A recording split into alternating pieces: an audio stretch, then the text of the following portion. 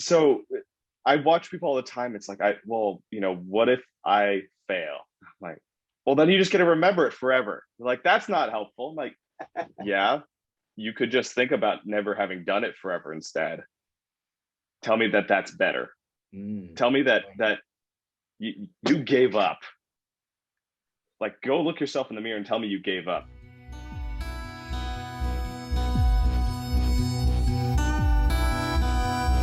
The whole concept for move is M, make a difference. O, to offer up your time, talent, and gifts. B, there's victory in the small things, and E, to encourage others.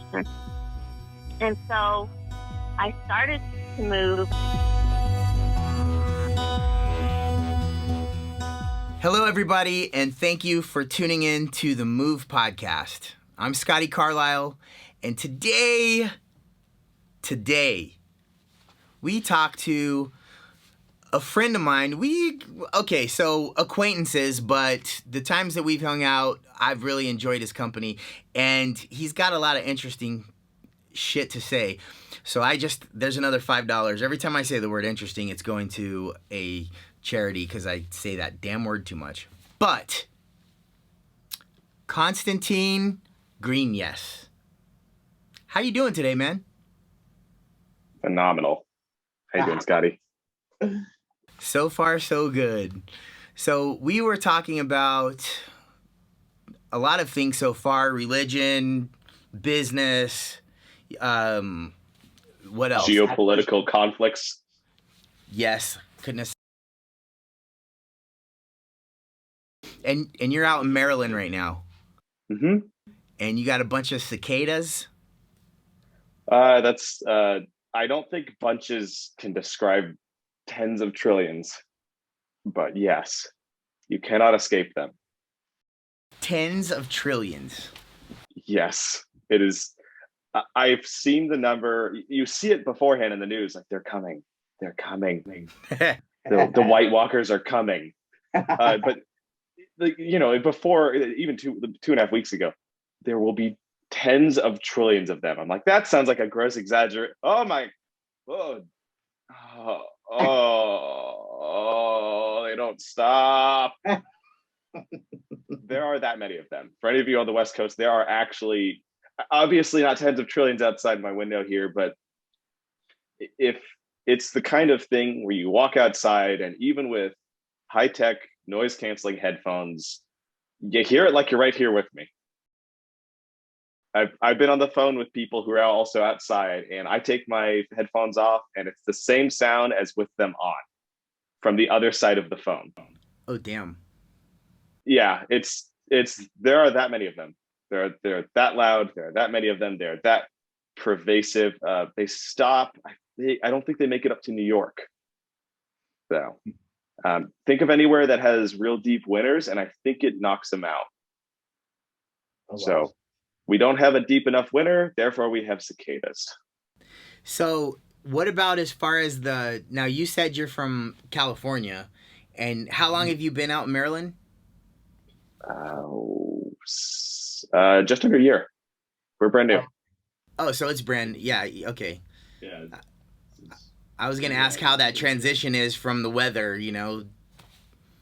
Interesting.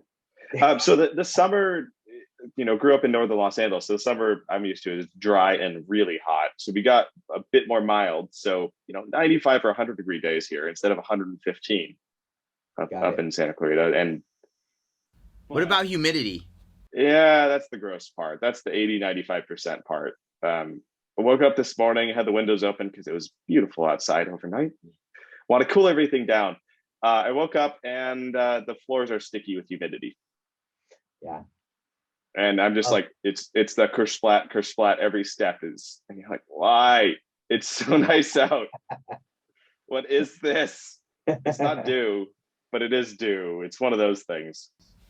So I met you at USC, and what were you going? I think how long has it been now? It's been like 3-4 years or 4. I graduated 6 years ago. Oh my God, it's been that long.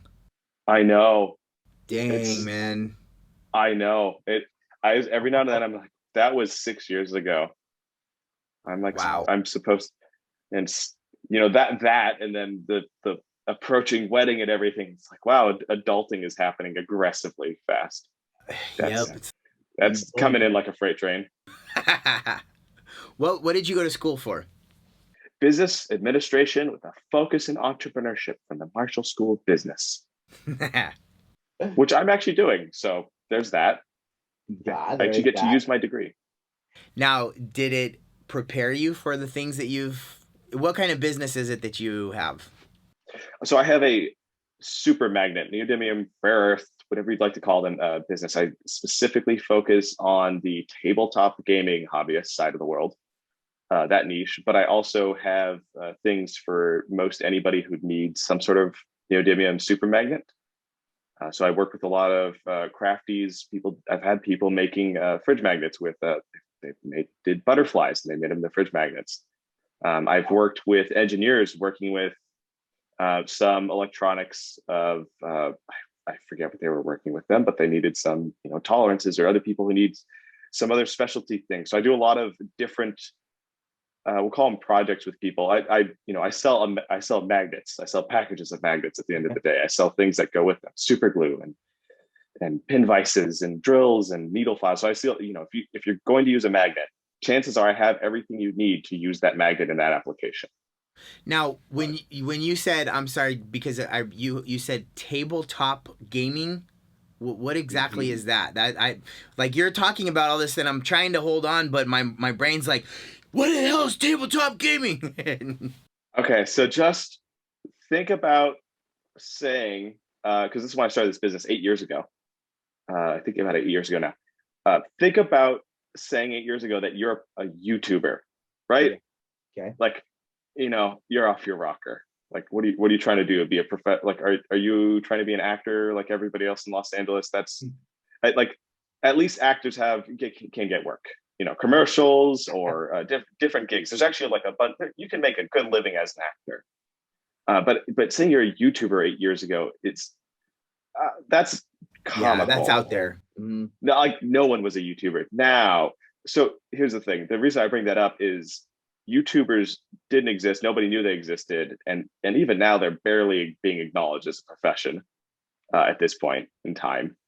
So I sell to Warhammer 40,000, Age of Sigmar, primarily Games Workshop games company. So tabletop gaming, think of G.I. Joes, except make them artistic sculpture quality, mass produce them, create an incredibly complex game with dozens of books that's probably as complex as Dungeons and Dragons. And then I sell to people who play that game. Whoa. Or those games in general. I'm a niche within a niche. Oh, wow. And is it like Dungeons and Dragons where you have different animals and then you can build different communities and then civilizations and that? Is it like that? So these games particularly are war games. So it's either mano a mano, primarily mano a mano. So now, is it like a standard chess where you have X amount of boxes and on my side and on your side and then we communicate and you're doing your stuff on your side and I say on this box do that and like that? So you've got a 6 foot by a 4 foot table covered in a giant mouse pad that fits it with a super high detail or reasonably well detailed, let's say cityscape or tundra or forest with a bunch of ruined Gothic buildings all over it that have obviously been in a fair few artillery bombardments. And then you put between 50 and 100 or upwards of 200 of these miniatures down that you've built and painted every last one of them. And then you take your tape measures and dice and you move them around the appropriate inches with the appropriate rules and roll the dice using all of your appropriate numbers. Whoa. So chess is two-dimensional in the fact that it is, an XY grid. You can go up onto buildings and sniper nests in these things. Wow. You line of sight, you're trying to hide from somebody, you're hiding behind a bunker or behind a wall to not get hit. Trying to go pick up objectives or trying to carry something away. So chess is an incredibly complex game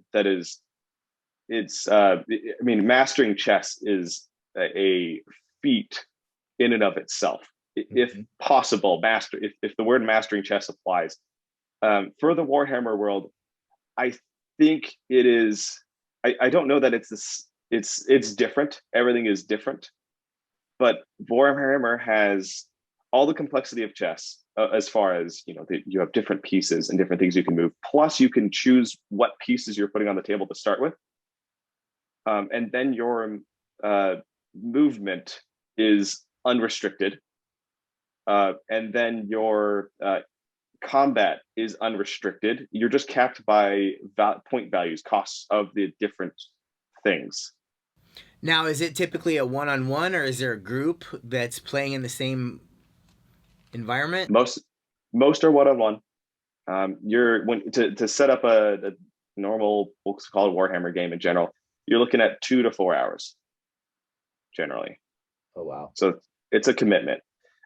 Now it's a amazing commitment if you're less interested in going out to a bar to drink and you're more interested in hanging out and having chess is a great mental challenge, a mental exercise, a bit social, a bit mental exercise, a bit competitive release. So it's a bunch of nice little escapes in there for depending on your flavor of escape required. So Warhammer is all of that, plus you can build and paint everything. So it's got a hobby side to it too, not just the gameplay. How did you get into that? I think when we were, oh my gosh, I think I was in elementary school, and I didn't get into it, but we walked by a store in a mall in, I believe, Pennsylvania, in Gettysburg, when we were doing a Civil War tour, like a historical tour, a vacation. And we walked by this in the mall, and my brother's like, I want to go see what those are, because that looks awesome. Parents like, this is expensive, and said no, because it is expensive and worth saying no to a 10-year-old. Well, a couple years later, we go over to my cousin's place, hang out with him, and he goes, you guys want to play? I'm like, yes, because I think it had come up. So we play, and it is as cool as we were hoping it was. I mean, think about G.I. Joes, but forget the unpainted, marginally detailed, generally monopose single piece things. We're talking each soldier is 12 pieces. Oh wow! And these are the kind of things that they have painting competitions for. Damn. That's the level of detail effort that they put into these things. So take G.I. Joe and then make it okay for a grown man to be playing it. Basically, it's just I call it toy soldiers for men. Where do the magnets come in? Okay, so remember I said there's no weapon lock, so you're not locked into how you engage. Like your pawns attack in a particular way, or your queen goes diagonal, your rook goes forward. That's how it kills another piece in chess, or takes out another piece. So in this game, there are different. Everyone's familiar with a machine gun or a flamethrower. Mm-hmm. So you can have, let's say, your model has an option between, per the rules, you've got a rifle, a machine gun, or a flamethrower. Those are your options. You pay more points for the machine gun or the flamethrower than you do for the rifle. Well, you want to show the fact that you have that, because you have so many different models. It's hard for everyone to keep track of what's where, and it matters because you're supposed to measure from those things. And if your opponent sees you have too many flamethrowers and they want to take those out, they need to know where they are. So normally you're going to super glue those parts on. Okay. That's the crux of the issue. You're going to super glue this on, and there's no, swapping that out is not easy. Instead, you can take a drill bit, drill into the arm socket, drill into the shoulder socket, stick 2 tiny little magnets, one in each, and let them hold each other on. And when you want to swap it, let's say you decide that that's not the right choice anymore, you swap it out for a different one. Ah, okay. So that's the basics of where it comes in. After that, it comes in. Remember, I said you pay 200 models. Go to a tournament where you have 2.5 hours. You're on a chess clock. You now have to move 200 models, 5 turns, and do the rest of your turn. So you're not on a clock going. So you'll have movement trays. You'll put 20 models on a single tray, and you'll move that whole tray of models at the same time. So instead of moving 200 things, you're moving 10. Wow. So what I do there is I have ferromagnetic movement trays, which is just I have a plastic filled with iron, and then I offer magnets for the bases of the model. So you put magnets on the base of the model that sticks to the movement tray. Now you can put 20 or 200 models on the table, and you won't run out of time on a chess block in a tournament environment, or you'll just be able to play faster on a normal, casual weekday night. Now, and is this usually, is there like a Zoom setup as well, or how is the communication taking place? This is in person. This is a board game at the end of the day. Okay, got it. In my mind, I was thinking that me and you are playing. You're in Maryland and I'm in California, but no, it's a tournament in. Okay, that makes more sense. Analog. No, you can go to Tabletop Simulator and put this down on there, which had a boom over the last year or so here. But at the end of the day, it's actually gaining popularity because we're all spending more and more, and even more time this past year than before on the computer. So more people are turning away from a computer, looking for things to escape from video games. They still want to game, they still want to interact, they still want to compete, they still want to have some sort of release, some sort of escape. So they've moved entirely into this. They've started finding these analog methods of Magic the Gathering in a card game side, or Dungeons and Dragons, or Warhammer. So these games have become incredibly popular because if you're by yourself, let's say you've got a lunch break and you have nothing to do, so you go and you pick up a model and you start painting it, and obviously it's a very for a lot of people it's a very peaceful experience. So you hone your painting experience or painting skills. So you've got that to do. So you've got the hobby side. So you've got something to do when no one's around, and then when you want to go out and you want to see people, you go and play with your minis. At that point, you got to go play a game and hang out with the people, a room full of other people. So it's got that local pub feel. Cool. Actually, except you're not getting belligerently drunk, or maybe some people are, but that's not. I have seen several. It is not traditionally socially acceptable to be schmammered at a local gaming store. However, if I'm in my own place or a friend's place, I do drink. I don't drink that much, especially because the rules get really hard about 2 to 4 drinks in. I can imagine.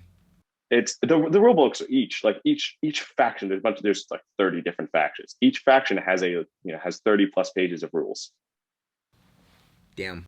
So each unit, each model has a page of rules, and then the main rule book is another, I think, 50 or 80 pages. So it's at the end of the day, it becomes sort of second nature. I've been doing this for almost 15 years now. I've been playing since I was 12 or 13, I think.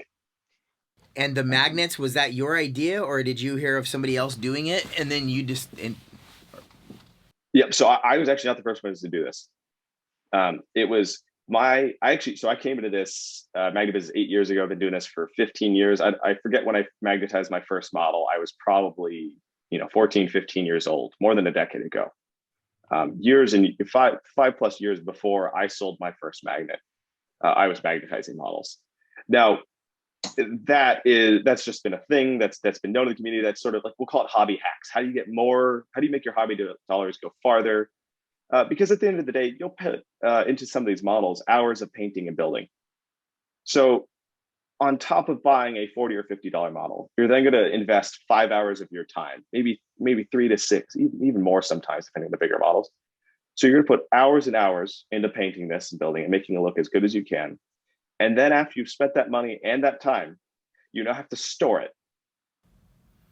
Okay. Oh, yeah. So if you want to have all the different options, let's say you have 10 models, or you spend a half an hour magnetizing the thing and a couple of dollars, and it's all in one. You only ever need 3. Got it. So it's $40 a model, so it's $120, or you got to have 10 of each because you want to have all the different options. That's 10 times 120, it's $1,200. People just don't do it. So people will take if they're not magnetizing things at the end of the day, they're either snapping arms off or just saying, yeah, that's not actually what's on the model. Wow.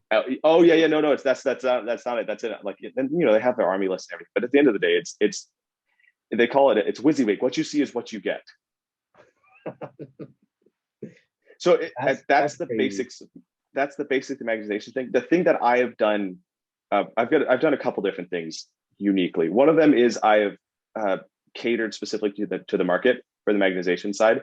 So I actually have a Google spreadsheet that is public. It's on my website. It's right there at the top of the Warhammer page, and some of the other pages are eventually going to get their own. It's got a list of tabs at the bottom. So you go click on the page. So you're looking for Warhammer 40,000. And then you say you play Space Marines or Sisters of Battle or Demons.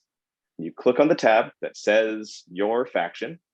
And if I've gone through the model or someone has asked me to go through it, at the end of the day, I will put it up there and list out what magnets go to what parts of that model. Oh, cool. So you know exactly where you're supposed to be. So, and then not only that, I've linked from those to the listings themselves. So you don't even have to go search for it after that. You just click on it, add it to cart.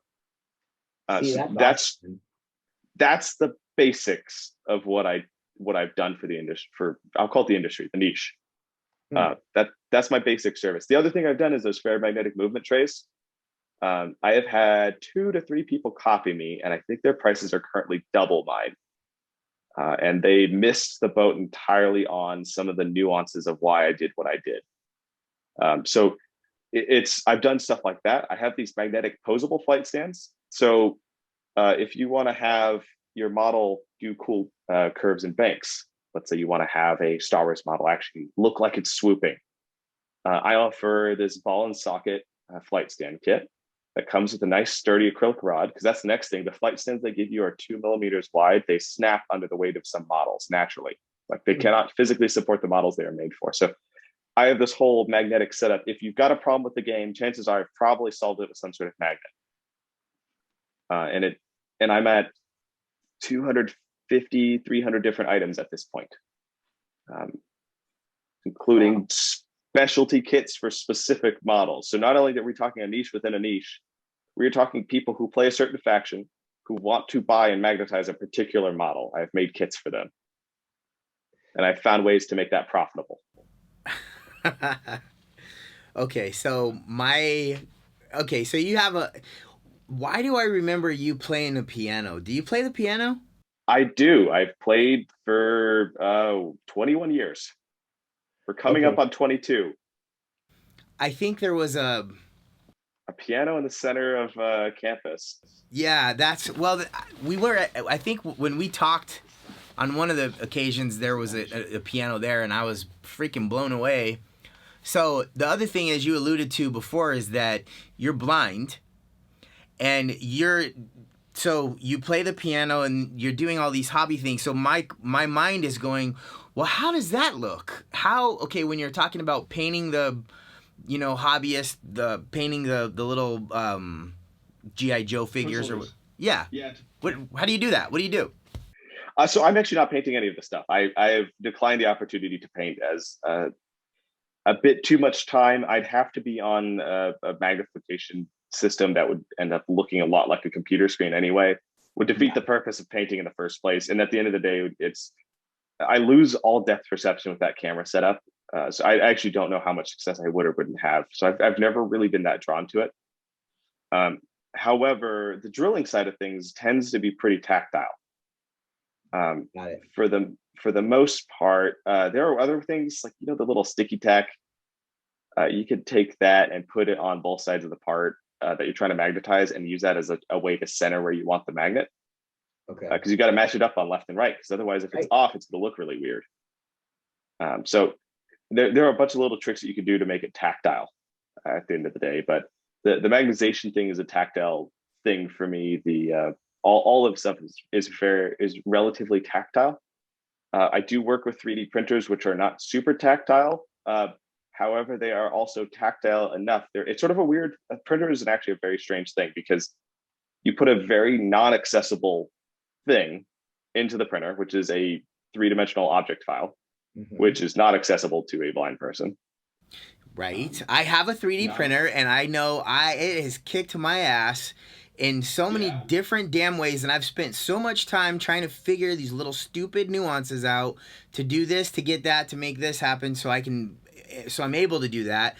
And I'm just curious, how the hell do you do it? Do you have somebody that does that slices the file, or how? So I started, and actually at a workshop, I actually had people helping out. I had employees for a little while, Okay. for let's say 7-8 months.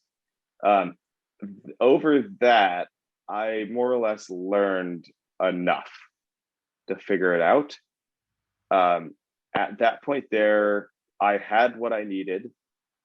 It helps for the most part. So I tend to print the same things at this point, for the most part. Yeah, I'm more or less into manufacturing at this point with the printing side of things. I'm not necessarily doing a ton of prototyping. But so on the manufacturing side, I print the movement trays, they're flat. So it's a relative, so I don't have to do anything. I don't have to position the model on the printer side and do anything funny with it, make sure that it's supported correctly and all these other things. That part it's taken out of the equation for me. If I do need something like that, I love my fiance, and she is very good at being my eyes. And every now and then she gets a call from upstairs and it sounds something like, Ashley, I need my eyes. She just says, okay. That's great, man. But after that, it's actually a surprisingly accessible format. So you take an unaccessible thing, completely inaccessible. Like I can't tell the features on a thing. I will put things completely upside down, and it's like, whoops, messed that one up. But you take an inaccessible thing, and out comes something that is perfectly tactile, 3-dimensional object, physical thing I can feel, I can get up close to. And from there, I've always been kind of a material science junkie. I've always been the one that chemistry was the subject that I aced for absolutely nothing in high school. And it's always been like that. It's always been sort of the chemical and some of the material sciences has always been kind of my like, if I had more eyes, I'd be a mad scientist in the backyard with a lab kind of thing. Don't put it past you. I've cracked jokes. I'm like, Ash, I really want a lab. And she's like, no lab. I could totally see you in it, man. I would have so much fun. I would have absolute oodles of fun. Just like, what does this do? But that background has been really helpful because I can see what the result is with the printer. Like I can feel it. And after a relatively short period of time, diagnosing the problem became second nature. And after that, like it's because at the end of the day, the plastic is melting, and it melting in particular ways, and it tells you a story of how it was formed. And if you've seen enough, if you can equate it to other things you've seen in your life, or you can equate it to just even the other things you've printed, you can start piecing together the story of what happened when it was printing, even though you couldn't see the whole time. You have no idea what went wrong, but you can piece together why it went wrong and how to fix it. Sometimes how to fix it. Otherwise, you talk to your buddy and go, I know this is what's wrong, but I don't know how to fix it because I don't know what it's called. And then he tells you about 2 weeks ago, and you finally fix one of your last gripes. It actually just came in an update, in a software update, my ability to fix that, I think in March, ironically. So I've been grumpy about this for like 2 years now, 1 or 2 years. And finally, and I go like, he sees one of my parts. He goes, oh, like, why aren't you using this? I'm like, using what? He goes, it's monotonics or top pattern. I'm like, what's monotonic? Because it's the thing that's made for your printer with your setup, with your parts. And I go, oh, and it just came out. I'm like, okay, cool, thanks. I'm glad it wasn't just me, because I've been kind of like, I was just accepting this for the longest time. So it's very much a tactile thing. It's the ability to produce tactile objects. So my question is on the day-to-day, like what I love about talking to you is you are doing some amazing shit, man. And the fact that, some people say that being blind would be a disability. And maybe in certain occasions, but dude, it's like, I don't think it's stopped you from doing a damn thing. And I feel like it's probably enhanced your understanding. And I don't know, what is your take on, would you call it a disability, or what is, let's talk about that for a second. So I call it a disability because I would still love for stem cell research to fix me. and I very much appreciate Steve Wynn's donation of, I believe, $27 million to, I believe it's the University of Michigan for their Stargates research project. So at the end of the day, it does inhibit my ability to cross the street safely. So were you born this? Inhibit my ability to find something. Did you become blind after, or have you always been blind, or how did that happen? Juvenile macular degeneration, and many people probably recognize macular degeneration. It's kind of a generally older person's eye degeneration disease. That we were, let's see, I think so. Parents tell me it was about. I actually kind of remember some of the things where I remember tripping over parking bumpers at about 5 years old, maybe maybe a little bit before 5. So 5 years old. Diagnosed legally blind. 6 years old, they figured out what it was. It was a slow decline from then until about junior high school, maybe a little bit into high school. But juvenile, so relatively stable. College had a nasty little. Had a conversation with my brother, and was like, he looks at me for what happens to him next, because so I was early onset, obviously, 5 to 6 years old, really. He was fully sighted until 11 years old. Oh, wow. Now I have much less than he does, and he has much more than me, but I would not pick his decision because I don't know what I'm missing. He does. Right. It is. I think his is much more of a disability than mine for that, at least psychologically. Yeah. A bit more traumatic to be going from a very athletic family, hitting a pitched ball at 4 years old, by the way, was my brother's thing, which is a feat in of itself in general, and then that kid to be blind later. But and this is your younger brother? Older brother. Okay. So I get to college though, and I want to say junior year, so third year in, I start hitting things. I start hitting poles that I've been walking past for the last 2.5 years. I start running into things, and I called my brother, Mike Harrison. I don't know what's going on with my sight, but I am running into stuff and things. I had to change the magnification of my computer from like 8 to 10, or like I had to go up like one magnification level because I don't think it had 9, but like I had to increase my magnification, which I haven't done since high school and the past 6 years, because that's sort of a metric I kind of gauge it by now. Mm-hmm. And I started hitting things that I knew were there because I thought that I didn't trust. You don't trust your instincts, so. You don't necessarily want to walk a half-mile sidewalk with your eyes closed, but it's where the signs are. You know that there are like 3 of them in a row, but you don't know the precise foot that they are. Right. But that's the last foot that matters, especially with bicyclists on campus at SC. Yeah, good point. But so at that point there, I go into the doctor. I doctor a year or 2 later. I wait a minute, but because we were freaking out that I was losing more sight, and he goes, "No, just cataracts." I'm like, "Oh my God." And like, they're not getting any worse now. I'm like, thanks. Damn. It's a little bit of an insult to injury there. A nice little like 25% drop there. But otherwise stable before and after. Not worth dealing with the cataracts, lose all sorts of focal distance adjustments. So. But that's been the progression there of playing Pokemon on a Game Boy Color when it first, in 2008 or something. Or no, sorry, in 1998. What am I saying? That's 10 years before. 98, 99. So playing Pokemon with everybody else. And then to having a little like magnifier with a little light on it a couple of years later, to no longer being able to use it at all and being forced to use Pokemon Stadium, which would project the whole game on the actual TV. And that progression you remember as a kid. Now, do you do any type of meditation or any type of visualization exercises or anything like that? I will do thought experiments. I have a photographic memory, and it is a low resolution photographic memory. But I do legitimately have a photographic memory to a interesting degree. So obviously memories are fickle, but I am the kind of person who can tell you exactly where something is. If I remember where something is, and you ask me, I can tell you where it is, and I can describe how to get there, as if I were there.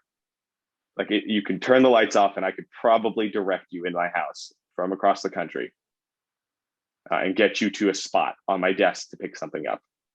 And then on top of that, synesthesia is an interesting one. So conflation of multiple senses. So all of this I kind of figured out senior year of college. I was doing a composing class and started trying to figure out how I could improvise on a piano, but not in front of a computer screen. And worked backwards and figured out that it's called, like, I've been aware of synesthesia. Traditionally, it is a note equals a color. And you can kind of figure out someone has synesthesia as a child, because if you take, you give them an alphabet, let's say about 5, 6, 7 years old when they know what the alphabet is, and you draw the letters in different colors, they will get mad at you that you drew the letter in the wrong color. If you draw the A in red and it's supposed to be yellow, they'll tell you the A is the wrong color. So it's one of the expressions of synesthesia. How many kids have that? They have no idea. It could be 0.5%, 0.1%, could be 5%. It's not considered a disability. The only downside is you can get kind of overwhelmed for me with audio. I am audio kinetic and audio spatial, which also helps with math, by the way, which means like touch and sound and like objects in space, like distances are there. But it's not really a disability. It's not really connected to any sort of downsides. So no one's ever bothered to do a study to figure out what the actual population is like. And there's not really enough education as far as like, this is what it is to actually go through. There's no effort. There's no money in saying that, oh my gosh, we have all these synesthesiacs. It's such a, no, it's actually most of the famous musicians that people can name throughout history were synesthesiacs. Mozart, Duke Ellington of the 1900s, he's quoted as saying when he was tuning his orchestra, gentlemen, a little bluer, please, which he meant a little bit darker, to drop your tone down a little bit. He meant bluer because that was the darker tone is blue to him. Dang. So that sort of thing is it's for musicians, it's a superpower, which is why it's not diagnosed. It's why it's not, no one's like, oh no, I'm a synesthesiac, I'll have to take medicine. It's like, I'm a synesthesiac. Yeah, I'd imagine that would be better in your benefit than in your detriment.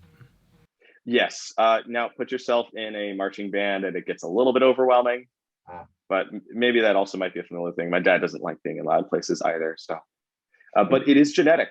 It can be nurtured, but it is also genetic because I have my mom and my grandmother all have similar synesthesiac experiences. Like when I play piano, it feels like someone's drumming on my chest. Like it's almost as if I'm playing the chords on my sternum.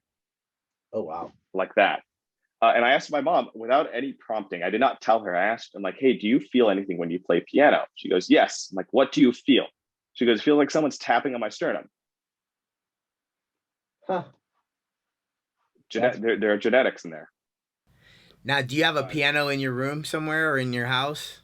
I have a piano keyboard. I do not have a full acoustic. We have until we buy a house and don't move for more than a year. I will not buy one because they are horrific to move. I don't know if the movers charge you extra, but I think it's like $500 to $1,000 extra to move a piano, and then you have to get it tuned, which is so you're paying $600 to $1,000 to move a piano every time. Dang. Now the 500 pounds? That I could imagine that'd be a pain in the ass. There's a giant metal plate. Yeah, no, but it's worse. There's a couple inch thick, was it inch thick? A couple inch thick iron plate that runs the entire height of the piano. That's how they're so loud. It's a soundboard. Interesting. I'm sure someone will correct us on the thickness of it, but it most of the weight of the piano is probably that iron or steel plate just hanging out in the back there. Just kind of that is why they are, apart from the fact that the rest of that's heavy. There's a lot of wood. It's a cabinet otherwise with some strings in there, but that metal brick is just and then everything is so finicky that you have to be careful with it. So then it's an insurance nightmare for the moving company. So piano keyboard, got a great one. Now, how often do you play on it? Not enough. Once or twice a week at this point. Now you compose music, right? I haven't recently, but yes, I actually received an instruction, and I'm fully within the I do what I'm told territory. I'm happy wife, happy life. I I have received instructions, and we'll see if Ashley ever hears me say this out loud. That and sees if I remember that I am composing my first dance. Ooh, very cool. So I have about 14 months to figure my stuff out. Which all right, Synesthesia, let's go. Kick it in. Let's see what we got here. I'm going to do it in complete secrecy too. I'm not going to tell her I'm working on it. I'm not until she needs to know will she know. So this is a podcast studio, and I have some guitars back here, and then I have a keyboard and a drum set out there, and because I wanted this to be a recording studio / podcast studio / photography studio. So I have like the windows blacked out. I have a bunch of rock wool, different with acoustic fabric covering it. So, I just have a bunch of, I want to be a musician. I would love to be a musician and to be able to compose and write and so I have all of this, I play the guitar a little bit. I've had this guitar for like 20 something years. It's crazy. I can't believe I'm that old, but I pretty much suck. I'm not all that great, but I have these things as a constant reminder, or if I'm sitting here, I can just pick it up and strum. And, before I wanted to be able to play the guitar because it was like an image thing. I could see myself playing the guitar, and I thought it was cool, and I wanted to be able to do that. And so I got this really nice guitar, but never got good at it. Because it was so damn hard, to sit there and really put your hand and it's so hard. And then it was like, man, screw this. And I never got good at it. Now, there was a point where I changed my mentality. I had it long enough where I'm like, you know what? I'm never going to be good at it. So let me just try to do this to have a little fun with it. And when I changed that, it made all the difference. And it was like, and now I can pick it up and I can play and it feels good. And I don't have to be good. I can play different chords, put them together, and I get a good feeling about it. And so I have all these here, just so at any point I can do that. And so, but I still want to write music. I just haven't done it. It's too many other damn things going on. It's an investment of time. It's you have to buy the software. Like on top of everything else. So it's time, it's money, and then at the end of the day, I don't know how much computer time you end up with, but like I run an online business. So I'm either shipping packages, staring at a broken printer, or on a computer. Yes, exactly. I have the same issue. I have, I'm doing real estate transactions. I'm doing loan transactions. I have, the podcast thing. And then with all of these different pieces of technology that I have, switchers and microphones and obviously computer and podcast setups and all of these different things, everything comes with its own set of problems. So it's like there's always some shit to do, man, and I'm never finished. Yeah, and they're not quite convenient enough. I have a horn hanging out on the back of a desk over here on a hook. And I have a Christmas present, super low harmonica, hanging out in a bin on the left, hanging off the left side of the other desk.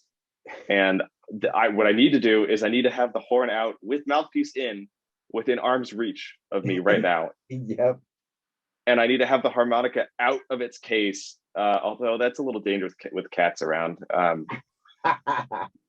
We have a toothbrush licker in the house. Oh man.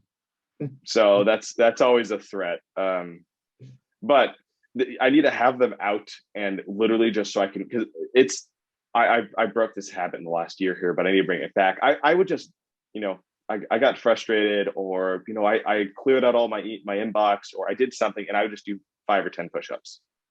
And I need to get that. Even with the harmonica, that's an easier thing to do. I just need to get to this point with if you want to have some sort of hobby like this and be good at it. Because the thing is, I'm okay at both, but I don't play either enough of them to consider myself good anymore. Like as a harmonica player, I'm obviously no pro, but some sort of amateur at some point. I could do the whole William Tell horse race overture, or the whole like interesting part of the overture on the harmonica.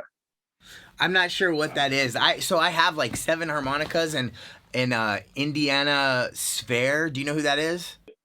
No, I'm bad with brand names. Oh my god, no, that's not a brand name. That's a girl that plays the harmonica, and she is freaking amazing. Like, amazing. I need to look her up because I will say it's Buddy Green William Tell Overture. Okay. I won't do it now because I have no idea how the mics are going to pick up harmonica playing, and I don't feel like making your editor clip that out. I mean, no, actually, I don't give a shit. Why don't you do it anyway? If you have it somewhere close, because I'm curious. I've played around with the harmonica too, and I'd like to know what you're talking about. Let's see what I can do with the phone while we do this too. All right, let's take an adventure right now. Let's okay. We're doing this. We're doing it live. Nice. Ladies and gentlemen, this was not planned. Let's see. No. You're currently in a glasses case. No. Maybe. Oh, we're almost to the right angle. Sorry for the seasickness. How's that? I love it, dude. I have not played this in over a month, so forgive me.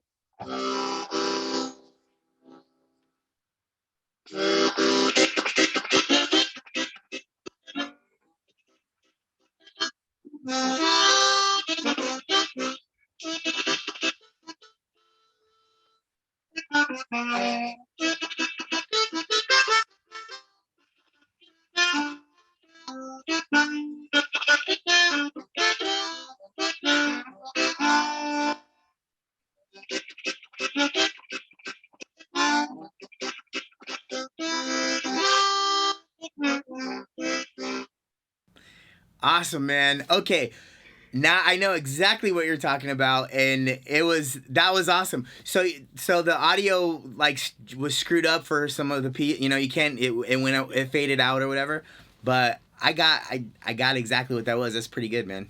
I would take that out because that is rusty dusty harmonica play. No, that's the kind of shit I like, man, because that's real. That's real, and we're all trying to play the harmonica in life, and we all suck in one way or the other. But the fact that you did it, man. Well, that's kind of the thing. That is sort of the.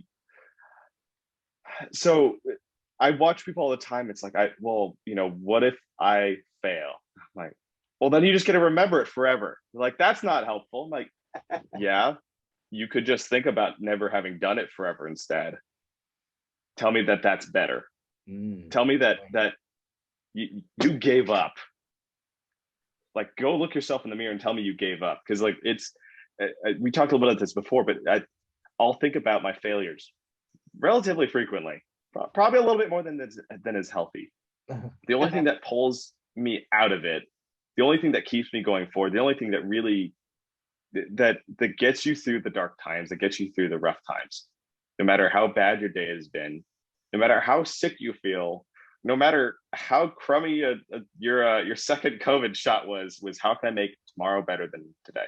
And what can I do today to make tomorrow better? What can I do? I literally will come out of a trance and go, what can I do? And someone will look at me funny for muttering something under my breath. And what I'm not saying is, what can I do today to make tomorrow better? That's it. That's how you, that's, I don't want to say my secret sauce, but I am not particularly fast at most things. I'm not particularly good at fixing 3D printers, for instance. I'm not particularly good at making websites, for instance. But what I am is persistent over a very long period of time. I'm not even, persistent necessarily over days or weeks. I'm persistent over years. And that's there are a lot of different things in life that you could get very successful at. I heard something recently about Benjamin Franklin. Actually, it's a very interesting description of who he was. He was unremarkable as a child and a young adult, Really? completely unremarkable. It then never went to college. I don't remember his high school career situation, but no one would have looked at him and said, that's a genius. What he did is every week he set aside 5 hours to learn, hour a day. 1 hour a day would just set that out, not work, learn, just learn. Go read. I wouldn't even say the news anymore. The news has gotten a little bit too opinionated and less educational. If you find investigative journalism pieces, I count that as learning, because you're finding out interesting things in inner workings of different people and different companies and different worlds. But one of my recent things was with the website, search engine optimization. Yep. Which people come to me every now and then and say, like, you have some pretty decent SEO. I go, I do? Like, yeah. I'm like, I just wrote the product description so that when people landed on the page, like if someone was set this page, they would know what they're supposed to be buying. They knew where they were, they knew what they're supposed to buy, and they knew why they wanted to buy it. And they knew that this was the right thing to buy, because I don't like returns. They cost money. Yep. Piss people off.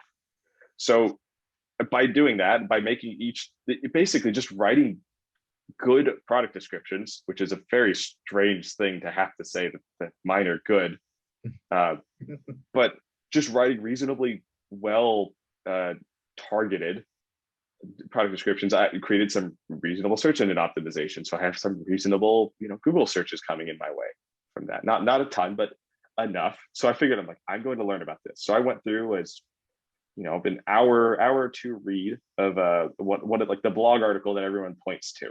Like, go read this if you want to learn about SEO. So I spent a bunch of hours reading that, going through that, and starting to try and implement some of that, and about to go back through it another time, just learning little bits of that. And I've already seen a little bit of cash return on that, which is the crazier part. Oh, wow. It's one of those, like, maybe $10, maybe $50 extra a week. But in my business, I sell $10 items.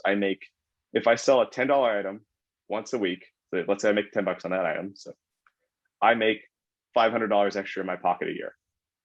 I got a $500 raise if I do that. If I have that level of success. Got it. But the thing is, like, that's a single product, and those are reorders, and if it's search engine, that's reoccurring revenue. So spend that time learning, figure out what your craft is, figure out how you're going to be better, figure out what you can do right now to make tomorrow better. If you feel like absolute garbage, like if you are physically capable of doing something to make yourself more comfortable tomorrow, do it. If it's a net gain, do it. That's it. That's like it. There are days when you feel like garbage. I'm not fixing a 3D printer when I feel like garbage. I'm not shipping 100 packages when I feel like garbage after a long week. I'm barely answering customer emails. That's too stressful sometimes. Like, it's just, the pride thing comes in there, by the way. I hate seeing returns and it makes me sad. So there are days I just can't take it. I'm sorry if you're my customers. Just know when you ask for a return, you're getting a return. It just makes me so sad that it's a hard email to answer and open. Because even if they just ordered the wrong size, somehow I failed them. That taking responsibility, I think, is what sets apart people that are successful than people that are not successful. I have a poster on my wall here. It says discipline equals freedom. And it was from this guy, Jocko Willink. I don't know if you've heard of him, but he's a freaking badass. That guy, he has a couple books out. One's called Extreme Ownership, but he was the most decorated Navy SEAL in Ramadi, and he would also teach Navy SEALs. And my favorite podcast is Tim Ferriss. Tim Ferriss was interviewing him and asked him, okay, so you're teaching these cream of the crop soldiers. How could you tell which ones of those would end up being the leaders of the other cream of the crop, of the other Navy SEALs? And he had two main things that he said. One was humility, right? So if you didn't know something, to ask. Like, don't be afraid to ask the the little old lady on the side of the road which orange to pick, or, you know, something like that. If you see somebody that has some type of knowledge that you don't be afraid to ask them what it is. Check your ego and be humble. And the second thing was take responsibility. And he was saying that when this person was leading a group and he had a wingman that forgot what he was supposed to do and zigged instead of zagged, and then on the after action review they would ask what happened, and the ones that were destined to be the leaders were the ones that said, I should have communicated better in this way because he would have known to do this, not to do that. As opposed to saying, you saw that, my guy zigged when he should have zagged. And so when you're saying that, I think you're in the right ballpark with that. I know it's not good to be sad, but you're taking responsibility, and I think that's how you make things better. You have that power now, you know? It's what can I do today to make tomorrow better? It's the thing that snaps you out of your failure. It's you don't want to be sad, so work to be less sad. Like that's it's very simple. You can be sad, or you not always that simple, by the way. Life is complicated. Nothing is ever true all the time. But at the end of the day, with I get less emails now from my customers than I ever have. Hard stop. I used to get when I was a quarter the size, I would, even less than a quarter the size, I'd get 5+ emails a day. Okay. I have more than quadrupled since then. I can go days without emails, and I sell more than 4 times as much stuff. Wow. Think about it. Do you contact Amazon when you place an order? No. Nope. Right? It's I don't. If I did my job, and for years I've within I want to say a year or two, I revamped the business. So I originally just selling magnets, and then I went to this full tabletop gaming niche marketing. Nothing like becoming an accountant to motivate you to be disciplined to earn your freedom.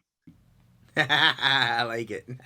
But from that point, as soon as I started getting all these emails in, I'm like, these emails are killing me. I'm working full time, and I'm spending an hour a night answering emails. And what an email became was a cost. And if I got an email from a customer and they'd say, hey, I'm sorry, I don't mean to bother you, but, and I go, don't worry about it. If you've had to email me, I failed you. I didn't give you what you needed to make you comfortable with what was out there. You didn't have all of the correct information that you needed to make an informed purchase. And with that mentality, that's I think we talked much earlier about the magnetization chart of every single model. Like I'm trying to go through, and I know they've got thousands of models. I don't expect to ever finish it, but a chart of as many models I can with magnets to go to them, the most commonly asked ones. When someone asks me a question, what do I do for X? Like what magnets do I put on this? Obviously, that's popular enough for someone to take the time to email me. So I go take that, put it on the website. I now save myself, maybe 1 email every month. Maybe sometimes it's 5 emails a month. I was getting, at times a couple of emails a day about the same kit question. So you know what I did? I took that kit, took a picture of it, slapped it right on the product, put it at the top of the page. Emails disappeared. Stop getting customer emails. If you go to the other way of it, that do you see that my guy zigged instead of zagged, right? You do that way, then my customers are dumb and they didn't look through the product pages or they didn't search.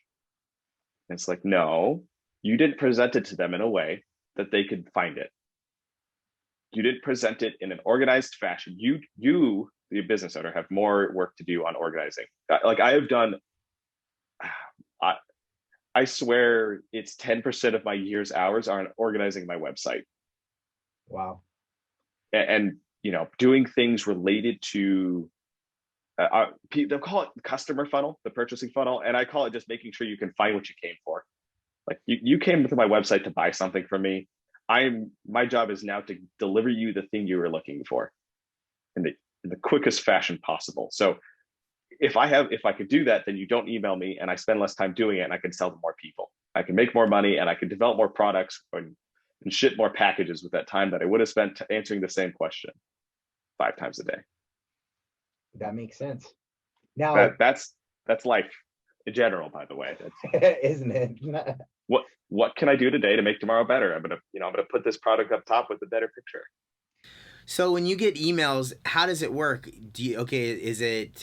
Does it speak to, is it text to speech? Is that how do you have your technology room set up so you can, like, for example, you set up, so we're on Zoom right now. So how, yeah.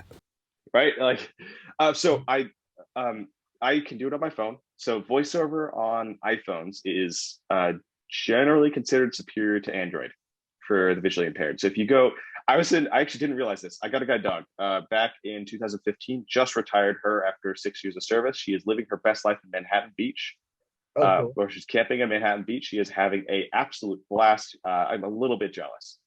A little bit of a life upgrade. Yeah, she gets to play with 2 other guide dogs. She gets to run around the surfboard catching tennis balls. Like, she's having a ball. But so when I went to guide dog school, you find out that everyone has iPhones. They're all blind. So guide dog school is a multi-week experience. You go over there and they train you how to work with your dog and make sure everything is good to go. Lots of training that go back and forth between the dog and the owner and learning each other. It's a pairing. It's like a miniature marriage. They have opinions. You have a leash. They're very smart animals. They're very capable.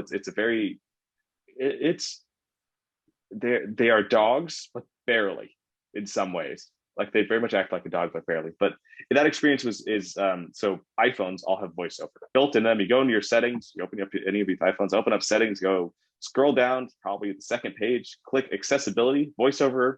Don't turn it on because you probably won't be able to figure out how to turn it off for about 5 or 10 minutes. But that will then read most everything that is text on your phone. Wow. So you open up your mail app, you open up Outlook, whichever one you prefer, and it'll actually read through the emails. It reads by paragraph. You can set it to read by line. You can also swipe word per word. You can even have it spell things. It'll try and describe photos with some simple photo recognition algorithms. So there's some very funny ones when people have Warhammer models and it goes, shoes, close up, in a fridge with cheese. And it's like a battlefield.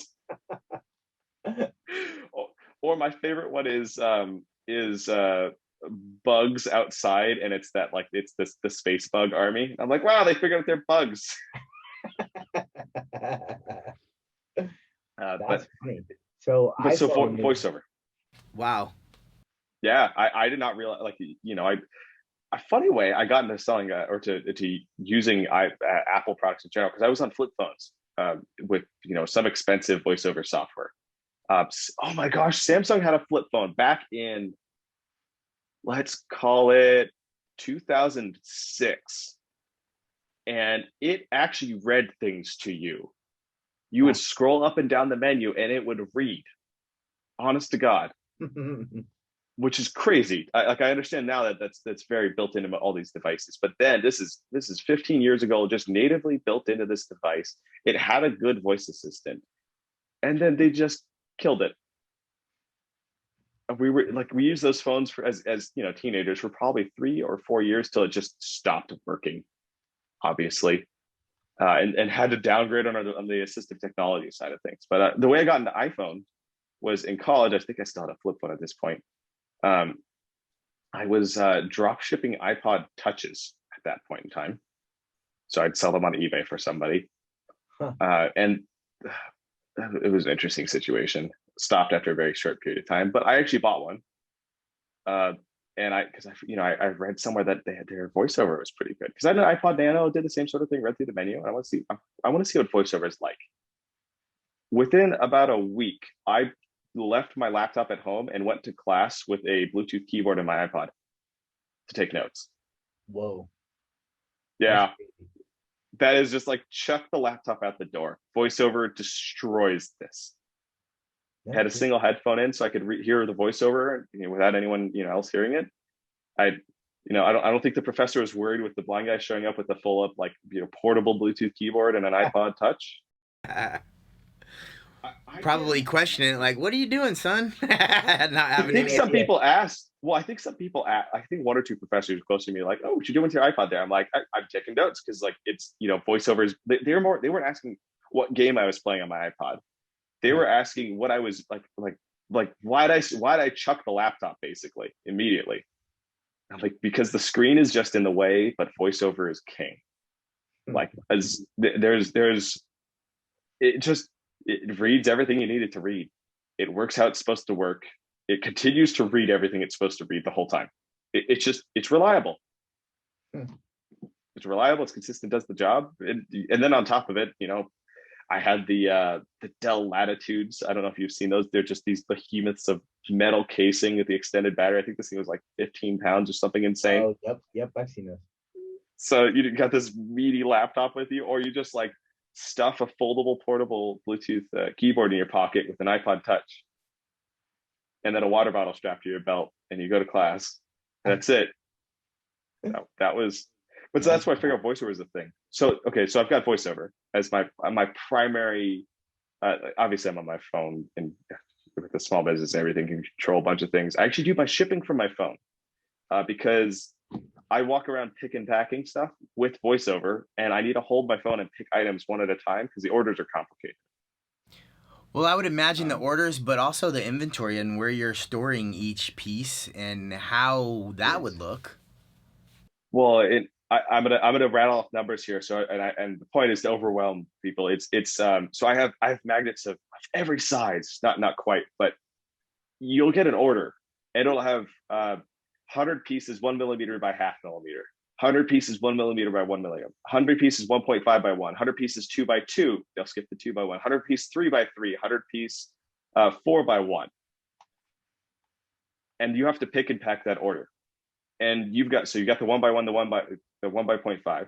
Then you need to not give them 2 by 1s. You need to give them 2 by 2s. Otherwise, you get an email and you got to reship them the magnet. Okay, so hold on. I know. So my bachelor's degree is in logistics, and then I spent time in a distribution center in a warehouse storing shit. And there's problems when you're looking at things and people make mistakes. So, so it just hit me like, whoa. Yeah, this is okay. So I've hired people to ship for me.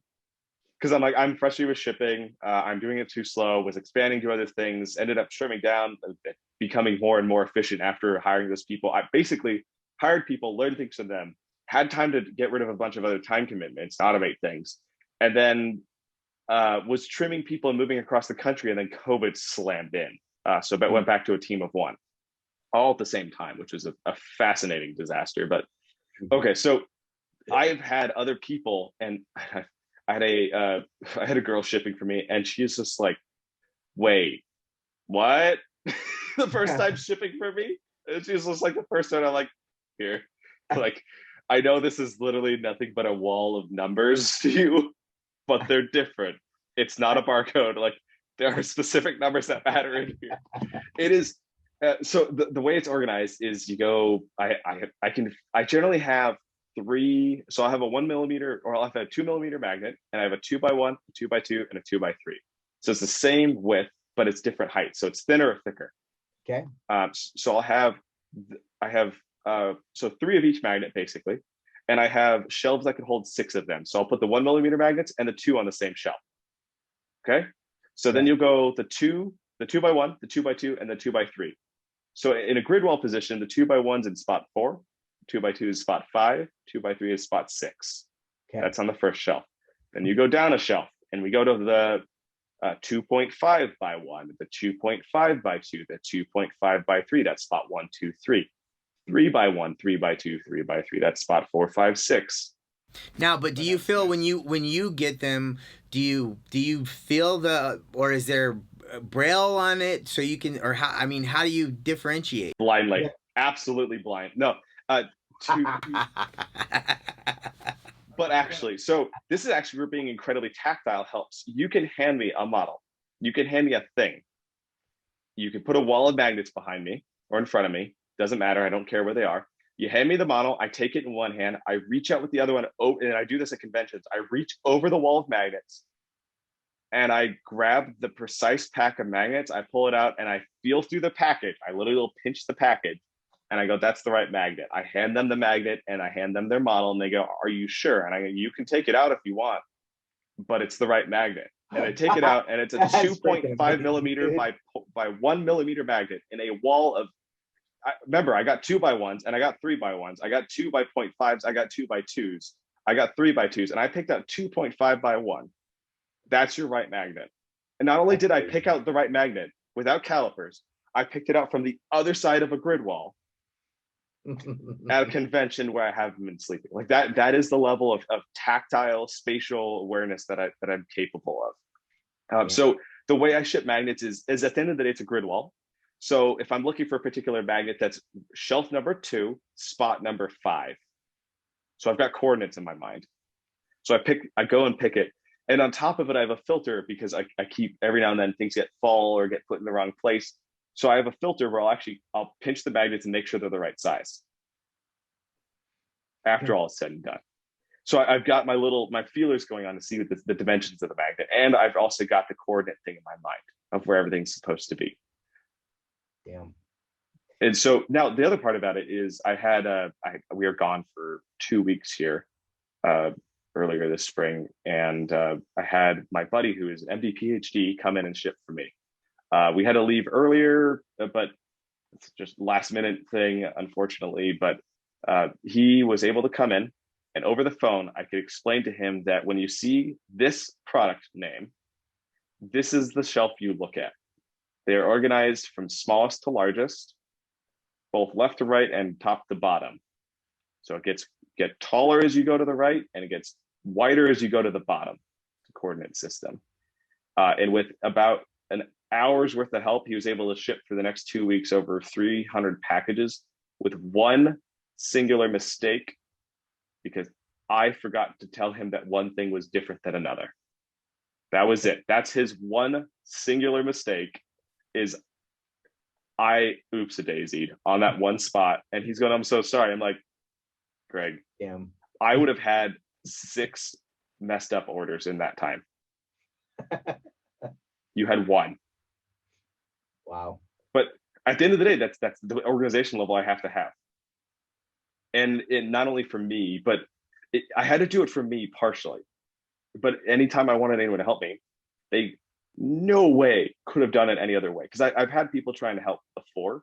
I implemented this level of, we'll call it logistical organization. Mm-hmm. And it was almost disastrous for them. Like they couldn't, it was overwhelming and a problem. And it was slow for me and even worse for them. Now, you have an inventory management system as well? No. Okay, so your inventory management system is a spreadsheet in your brain. Well, no, I mean, there's an inventory management system. Shopify has the inventory numbers in it. Shopify. I'm not going to call it a system, but I'm actually building, in the process of trying to, it's ironically hard to get Shopify to directly export to Excel, apparently. If anyone happens to know a good way to do it that doesn't cost $120 per year forever, would be very happy and appreciative for that. I found some ways, but they're like literally a $250 software license, which I'm sure only lasts 2 years and doesn't integrate with Macs because I switched to Mac because VoiceOver is better. Just recent convert. But I'm going to go use my big brain business degree, and I'm going to go build myself an inventory projection spreadsheet because the website projection system can't account for things like stock. So it looks over the last 3 months, it says, how much did you sell over the last 90 days? Okay, so that's how much you're going to sell for the next 6 months on average. Like every 90 days, you're going to sell this. So we're going to, multiply that out by 2 and then minus out how much you have. Cool. Well, let's say you ran out of stock of something in the last month. So in the last 90 days, it sees 60 days of sales and it drops to 0 for the last month. It then just thinks that you're going to sell 1/3 less. Yeah, nothing. Skews the numbers. Yeah, and it's hard to correct for that over 500 different SKUs or little bits. It's really hard. So it's been I've got to the point where inventory management systems are expensive. Yep. Anybody that's has anything that I would remotely think is worth trying is minimum $500 to $1,000 a year. And their math is not going to be customized the way I want it to be.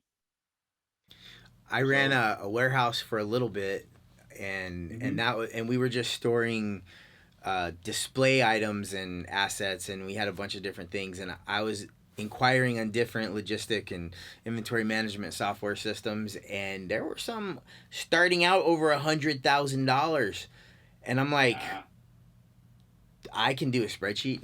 I can do a spreadsheet, but that's crazy, man. I mean, $100,000.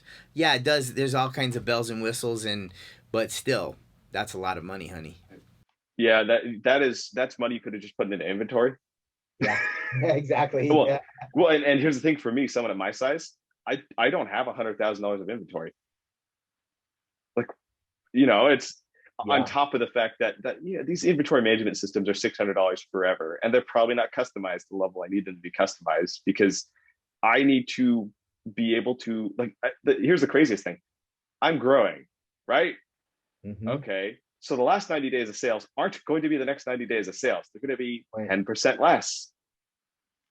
And I need to buy a year's worth of inventory. So I'm going to be at like a third less the inventory I'm supposed to be at the end of the day. I'm going to have stock outages before I'm supposed to. I could have gotten better prices on my inventory if I'd bought more. I can't program into a bunch of these stock projection systems the fact that I am a growing business, which is insane for a platform like Shopify, which is, it's the small business platform. Mm-hmm. It's nothing but growth. How am I supposed to, you're telling me you don't have a growth number that you can build into this system? That's insane. Like that is a complete oversight. But at the end of the day, that's, I could do a spreadsheet. So I'm going to do a spreadsheet. And I need to make tomorrow better than today. And I have stock outages that cost me lots of money. So I must fix that. I've spent 12 hours so far working through some of the data, trying to piece things together. Got some messy data in there, some garbage, some technical stuff, and we'll get there eventually. But that's the lowdown. VoiceOver doesn't. Mac VoiceOver on Excel is interesting. It reads the coordinate of the cell you're in and then the number. So it tells you're in BC 42. Yes, and you're trying to scroll through 100 cells, and you're like, no, I just need you to say 100, 105, 32. I'm looking for a number here. just please. There's times when I'm faster at things because I've been forced to be. So I know all the shortcuts. So I aggressively memorize shortcuts for things. Wow. And you'll see there are plenty of people who are slower on a computer than me. But it's comical because you'll watch me fly through an Excel sheet, right? Just all straight through. Perfect, no problem.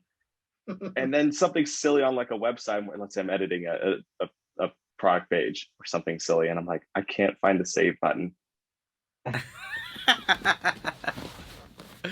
Oh, the ironies of life. The ironies. I know. And I had to call for I'm like, Ashley, I need my eyes. How'd you meet Ashley? Okay, Cupid in Nashville. When I lived in Nashville for a minute. Oh, you lived in Nashville too? Mm-hmm. Just for a year. That was for the accounting job. The motivation for making the magnet business go big. Huh. So I got a bunch of different things, but so before I forget, I have an invention that I think needs a magnet, and so I need to pick your brain on how I can do that. So do people reach out to you with any type of projects or that are not specifically that game that is like, hey, I have this project, can you help me out? Is that something that you do too? I had a guy asking for some insanely tiny magnets with insanely tiny holes in them. And my response to him is, I bet you I can find someone to do it. This is not cheap. Like we were talking 1 millimeter magnets with holes inside of them. again, he did pinhead, I think smaller than a pinhead, like probably the shaft length, the shaft diameter of a pin. And he wants to punch holes in those because you can't fabricate them with holes. And I'm like, this is, we're probably talking tens to hundreds of dollars per tiny little magnet. Like I will spend the time to find somebody if you really understand that and are going to make it worth my time. Whoa. I could do it.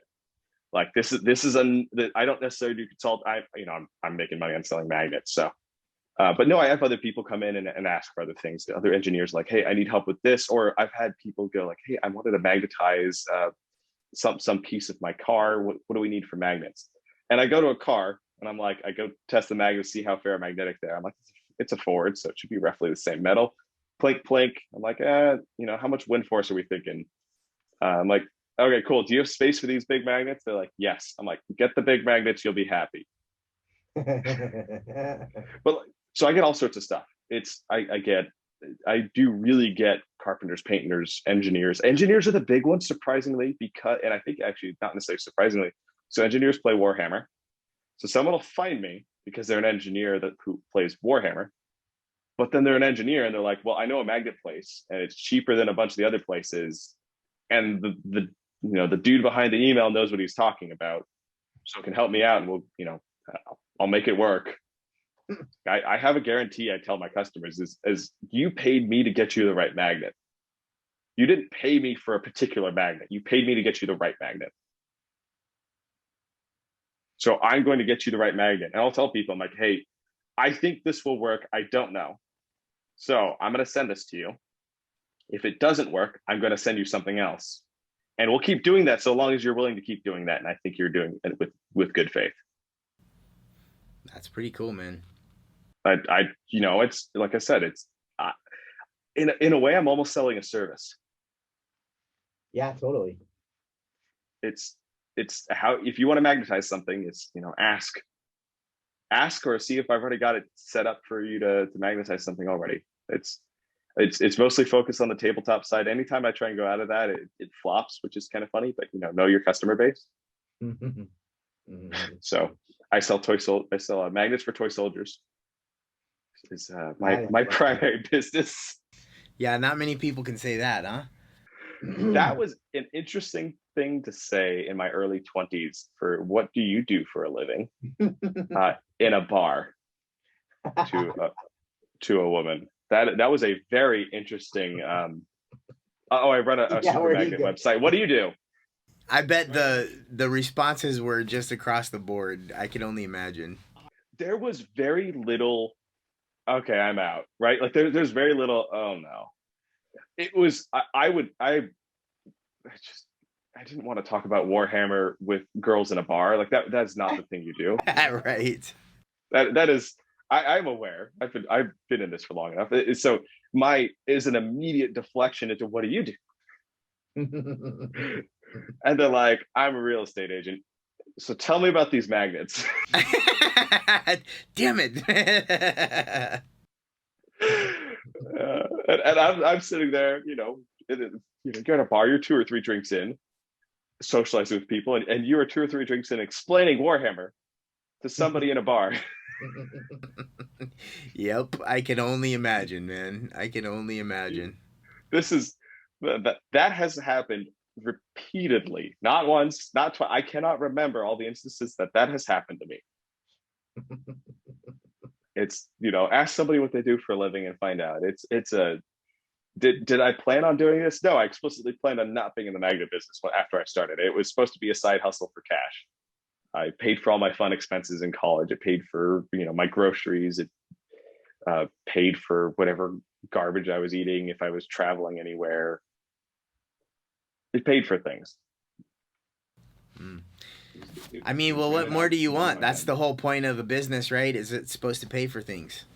Yeah. Well, I mean, it didn't pay that much, but, allowed me to not get a job. By the way, for any of you on listening that you think that you can't start a business because you don't have enough money, I started the magnet business for $320. How did you do that? This is a thing you do on eBay. There are other ways to do this on the rest of the internet. I'm familiar with the way to do this on eBay. You go to eBay, you search for the thing you want to sell. Something similar, as close as you can get. This works with products that exist better than inventions that you're making. Inventions, you've got to get as close as you can. You click sold listings. So you go down, if you're on the phone, there's a little filter, scroll down, show more. If you're on the computer, scroll down to the bottom of the filters on the left side, and you'll see sold listings. If you can't find it, Control F, Command F, search for it, sold listings, click that. Go through. People sell multiple things in the same listing, so you can click in and you can see every day that someone bought something. So you'll see a customer who bought an item in the eBay's history. This is all public, straight up on eBay, how many they bought, and if it was bought on an offer or at list price. And I could count how many of a particular, I literally searched for magnets. I just searched for magnets initially, just in medium and super magnets, picked the first size that came up, searched for that a little bit more in depth, found out that it was generating X $1,000 of sales a year. I should get I'm expecting to get my first sale within a couple of weeks if I lower my prices below theirs. As it picks up, I'm expecting to start beating them as a few weeks goes on. And you have no idea actually how much you're going to sell and when, but it takes at this sales volume. If my price is lower than everybody else's, I will, after a short period of time, be the first search result on eBay, because eBay and other selling platforms prefer people who have better conversion rates with lower prices. So you can reliably get to the top. After a little while, you're going to take up over the full market. So a couple months. And then from that point on, you can see how long it's going to take you to get your return. So I bought the magnets for a quarter of the price of retail. I needed to sell 25% of them to make my money back. So spent $240 in magnets, spent $80 on packaging and labels, show up a few weeks later, list them on eBay, and then I get completely banned from selling anything on eBay for a couple weeks. Why? No joke. So Bucky balls, magnetic little toys, that you might remember them, Scotty. Back in the good old days, or what? Yeah, no, they were 15 years ago. Okay, sounds familiar. I don't know what they are. Little bead magnets. Do all sorts of cool things with them. So a couple kids swallowed them. They pinched their intestines, super major surgeries, super sad stuff. But it happened to 9 children over, I don't know, 50 million sales. So cigarettes and pools and cars. If you're going to ban something over 9 over 50 million, you gotta start with cigarettes and cars. You really got to ban cars first if 9 and 50 million is a problem. But so that ban goes into effect to protect the consumers from this dangerous product. And that ban was still in place at this point, but the ban, and including eBay's terms of service against bead magnets, marketed as toys, little spheres. I sold disc magnets. So I was on the phone basically daily with some other Indian customer service rep who would go, I'm sorry, Mr. Grenias, you are selling sphere magnets, and that goes against our terms of service, and those are toys, and you can't do that because it's dangerous to children. I go, excuse me, I'm selling disc magnets. They're like, no, it says right here in your title, it says 50 PCS 3/8x1/8 disc magnets. Hold on, may I speak to my supervisor? No joke. I went on for 2 weeks, and then I just said, I just got all my listings pulled down. I'm like, okay. I put up a new listing, and I just didn't say anything. Just started over. Well, that just goes to show you, in business, like we were talking about before we started, you have to triple your inventory, and then and everything's going up. I had a perfect plan. Not only do I have a perfect plan, I have 8 years to show for it. But at the start of my perfect plan, I got freight trained. My whole plan revolved around selling on eBay, and I got freight trained the moment I opened. Like, imagine opening a restaurant and failing a health inspection. Yeah, right. Losing your liquor license, or buying a restaurant or buying a location, opening a location in California and thinking you have a grandfathered liquor license and find out that it's fraudulent. Oh. Right? Like, find out something horrible. Pick your poison. And just know you don't know when, you don't know how, but you're going to get hosed. I wouldn't sell on. I'm not going to sell on Amazon or eBay, by the way, anymore, because you're just getting hosed too much. I've been actually, temporarily, permanently banned off of Amazon, and had to write the saddest sorry note to Amazon about it. After I relisted magnets, because I saw somebody else listing magnets, so I thought they had allowed it in the terms of service. I got hit with a ban hammer a day later, and I had to write a apology letter that rings way too close to what I heard the drinking on college campus apology letters were. Like, literally, I'm so sorry, and I've punished myself. Like, one of the things that they recommended online was removing your poorer performing products with a high return rate. You have to punish yourself for Amazon to know that you're really sorry. So it's one of the reasons I have my own website, and one of the reasons I made it big is because I just got so fed up with the eBay, Amazon collective just messing with you thing. And I go, I need to control my own ecosystem. I need to be a brand. I need to be something that people want. People need to search for me and to know me. Because if I'm online and I disappear, no one cares. They're just going to buy from the next guy with a lower price. On eBay, some kid in college is going to come up behind me and just have a lower price and mess everything up on me. I put people out of business. Yep. I don't need to have someone do that back to me. But so if you want to start your own business, though, that is $320. Buy an item that you can make your money back on. Go find how much they sell for. Go find, eBay fees are a particular number, so you're losing 13%. You can go look at USPS commercial rates. Do buy them online. Please don't buy post office rates in store. They're 20 to 40% more expensive. But you can find out how much shipping is going to be. You can find out how much the fees are. You can find how many of them you're going to sell if you hit the top spot. You can also see how many people are selling them. I picked a magnet with only 5 or 6 people selling that magnet with a reasonably high volume. So I wasn't that far down the page. I wasn't on the second page of listings. I never was. You didn't have to search for me. I was just kind of there naturally. So you got to fill a need, which is there wasn't a ton of people competing. You got to find something that people are actually buying, and then you can figure out how much it is. And then, so 8 weeks in after that, I had another $300 in my pocket from that. So I take that and buy the same amount of magnets again as the first one, but I also buy a second set of magnets, new size. And, you just kind of do that. You just one to the next, to the next, to the next. And then eventually you have 1 and 1 millimeter, and 1 and 1.5 millimeter, and 1 and 1 and 2 millimeter. 6. 1 by 1, 1 by 2. 1 by 0.5, 1 by 1, 1.5 by 1, 1.5 by 0. 0.5, 2 by 0.5, 2 by 1, 2 by 2, 2 by 3, 2.5 by 0.5, 2 by 1. It's tens of them. And that's sort of the thing. Here's the other thing that happens. I didn't start off with a unique product line. I sold magnets that I bought from a factory that I'm sure were also being sold on the other listings. The thing that ended up happening, though, when you're exposed to something for long enough, you become an expert of sorts. You take what you have, and this is the thing that you mentioned earlier about the disability. I cannot see for squat. I'm 95% blind. I have very capable fingers as far as discerning sizes of things, which helps with this quite a lot. I also have very strong hands. I was a horn player for years, so I can separate very strong magnets. Magnets can actually get strong enough to hurt you. But I'm very capable with numbers. It's a very easy thing for me to organize all this stuff. Obviously, I'm very, very happy and at home with it.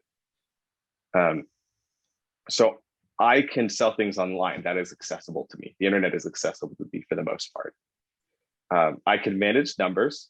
I'm good with technical things. So I know what the difference between N35, N42, and N52 magnets are. I know those things are totally fine. And there's UN35, all these different acronyms, all these different things that mean absolutely nothing to nobody else other than people who work with magnets. But I can remember all that. So that's another thing I have going for me. I can discern the size of them. I can separate them. I'm good at finding out what is sellable in the industry. And then after all of that, I play tabletop games, and I know that other people like the things I have done to my own models with magnets historically. And I know no one is catering to them. I'm going to take all those things and combine them into a business, because I now have a market with money who is interested. So I've got demand, and I now have skills that make it hard to replicate what I do. So it's defensible. I go to a convention and, let's say someone opened up a magnet shop next to me, their prices are 10% cheaper than me, same magnets. You're going to go to the guy on the cheaper one and say, what magnet do I need? And he goes, I don't know. I have them all though. Like, I got them all, right? Like, what are you going to do? You're like, thanks. You go over to me and you go, what magnet do I need? This one. Thanks. Buys it, right? Like, who are you going to support? Right. That's the formula. That's my moat, if you will. I have unique products that are kind of a pain to make. I have unique products that are kind of a pain to manage. Logistics are a problem. Like, there are all sorts of little things that make this a very complicated business. But at the end of the day, I still have a unique. It's hard to do what I do. Oh, hi. Hello. We have a kitty in my face. We have a guest. Her name, everybody, this is Priscilla. Those of you on a video, we're grabbing the phone now. We are a calico former barn cat, and we are a thief. Damn thieves. You gotta love them. She steals models. Oh no. I was playing a Star Wars game with a buddy, and we stepped over for lunch. So we're 6 feet away from the game. And we see her running, and that was her second stormtrooper that she stole to take to her nest. We caught her. She had a little hiding spot where she took stormtroopers. That's hilarious. Kill them later. just think about that. There's a cat stealing stormtroopers, but yeah. So the business thing is all about trying to find something that is hard to replicate, that is inconvenient to replicate, that is expensive. If you have money, use money as your competitive advantage. If you have knowledge, use knowledge as your competitive advantage. If you have skills, if you have personality. Because the other thing is, I also have a brand at conventions. I show up in a top hat, custom vest, with a bow tie, pocket watch. I'm the Magnet Baron. I show up as the Magnet Baron. I love it. What was the influence for the Magnet Baron? You just pulled it out of nowhere, or was there? I was running this thing as Magnet Port before, the Magnet Portal, like Magnet Port originally. It wasn't a particularly interesting. It was not particularly inspiring. It was, it's a magnet port. At the end of the day, it's a port for magnets where you buy them. Fine. I have been called a number of things, and I've been called Magnet Guy, and I've been called the King of Magnets, and some sort of like commodities baron. So I've been called a number of things. At which point, you do a couple things. Which one sounds the best? Magnet King, Magnet Emperor, Magnet Guy. Oh, sounds okay. And then Magnet Baron. At the end of the day, the one that rolled off the tongue is Magnet Baron. The one that fits with the whole American, Western expansion with commodities market, with all these things, is Magnet Baron. That is, it's a commodity at the end of the day. It's a bunch of it's a bunch of raw materials. We talked about the geopolitical thing before. I'm very steeped into the coup in Myanmar because that shut off the border between them and China that jacked up the prices a few months ago of magnets because they had some trace elements they needed that was their primary source. So it caused some supply chain disruption. So like it is very much the Magnet Baron aspect of the old robber baron style thing of the personality type, and it's kind of a required part of the job of knowing the raw material part of the industry and the political side. I would have loved to have magnetguy.com, but I believe that was $15,000 or $20,000 at the time. And frankly, Magnet Baron's way more fun than a bro behind a convention booth who's the Magnet guy. Hey, bro, the Magnet guy. I paid $15,000 to be the Magnet guy. Eh? Yeah. Like it's both sounds better, and I've been more or less called it for since I started the business. I'm gonna say about 5 years ago I rebranded. So it was it's just don't be afraid to rebrand, come up with a generic name. We are starting a grip sock business actually right now. the midst of doing this. Grip So like think sock? hospital socks, Oh, socks. Got it. socks. So grips on the bottom, except we've gotten pretty little lace on them. So it's very cute little grip socks, or cat faces or polka dots. So we're launching a line of very cute Pilates, bar, yoga. Now that's random. What was the inspiration for that? That would be my mother. So my mom actually started this and did nothing with it, and she sells a couple pairs a week right now on Etsy. So if you look for Grips, GRIPZ, you should probably be able to find them, or Grips lace socks or something. I forget the name of it. Should be able to find them on Etsy. So she sells a few pairs a week. She has completely neglected it. If you order, they get shipped that day or next day. But she has done nothing to market it. She has done nothing to design new things. She has actually, take it back, she has a bunch of new designs. She just has done nothing to market it to justify buying more. So I came home and said, I'd like to take the business because, are you interested in me taking over the business and actually making the business? She goes, yes. And my dad goes, can I pay it to come out of my house? I want my space back. So my mom's inspiration for that, though, is that when she was working out, you're either working out barefoot in a gym with a bunch of other people, which is not sanitary because there's no way they can clean it that much, or you're working out with socks, which is slippery. So there were no cute grip socks that she was able to find. So we're doing that. At the end of the day, the magnet thing was barely my idea. I just had don't even think that you have a good idea. Like don't think that you have a good idea, or don't think that you need a good idea. Just understand your customer base enough, be close enough to your customer base, whether you are or your fiance and your mother are close enough to the customer base to be able to help provide them with what they need and how they're going to find it and where they're going to see you. That's the name of the game. It's finding it. Just listen. When someone tells you, I am frustrated with my product, fill in the blank there, it's a Mad Lib. Sit there and think about, what could you do to make it better? Does it need magnets? Call me, please.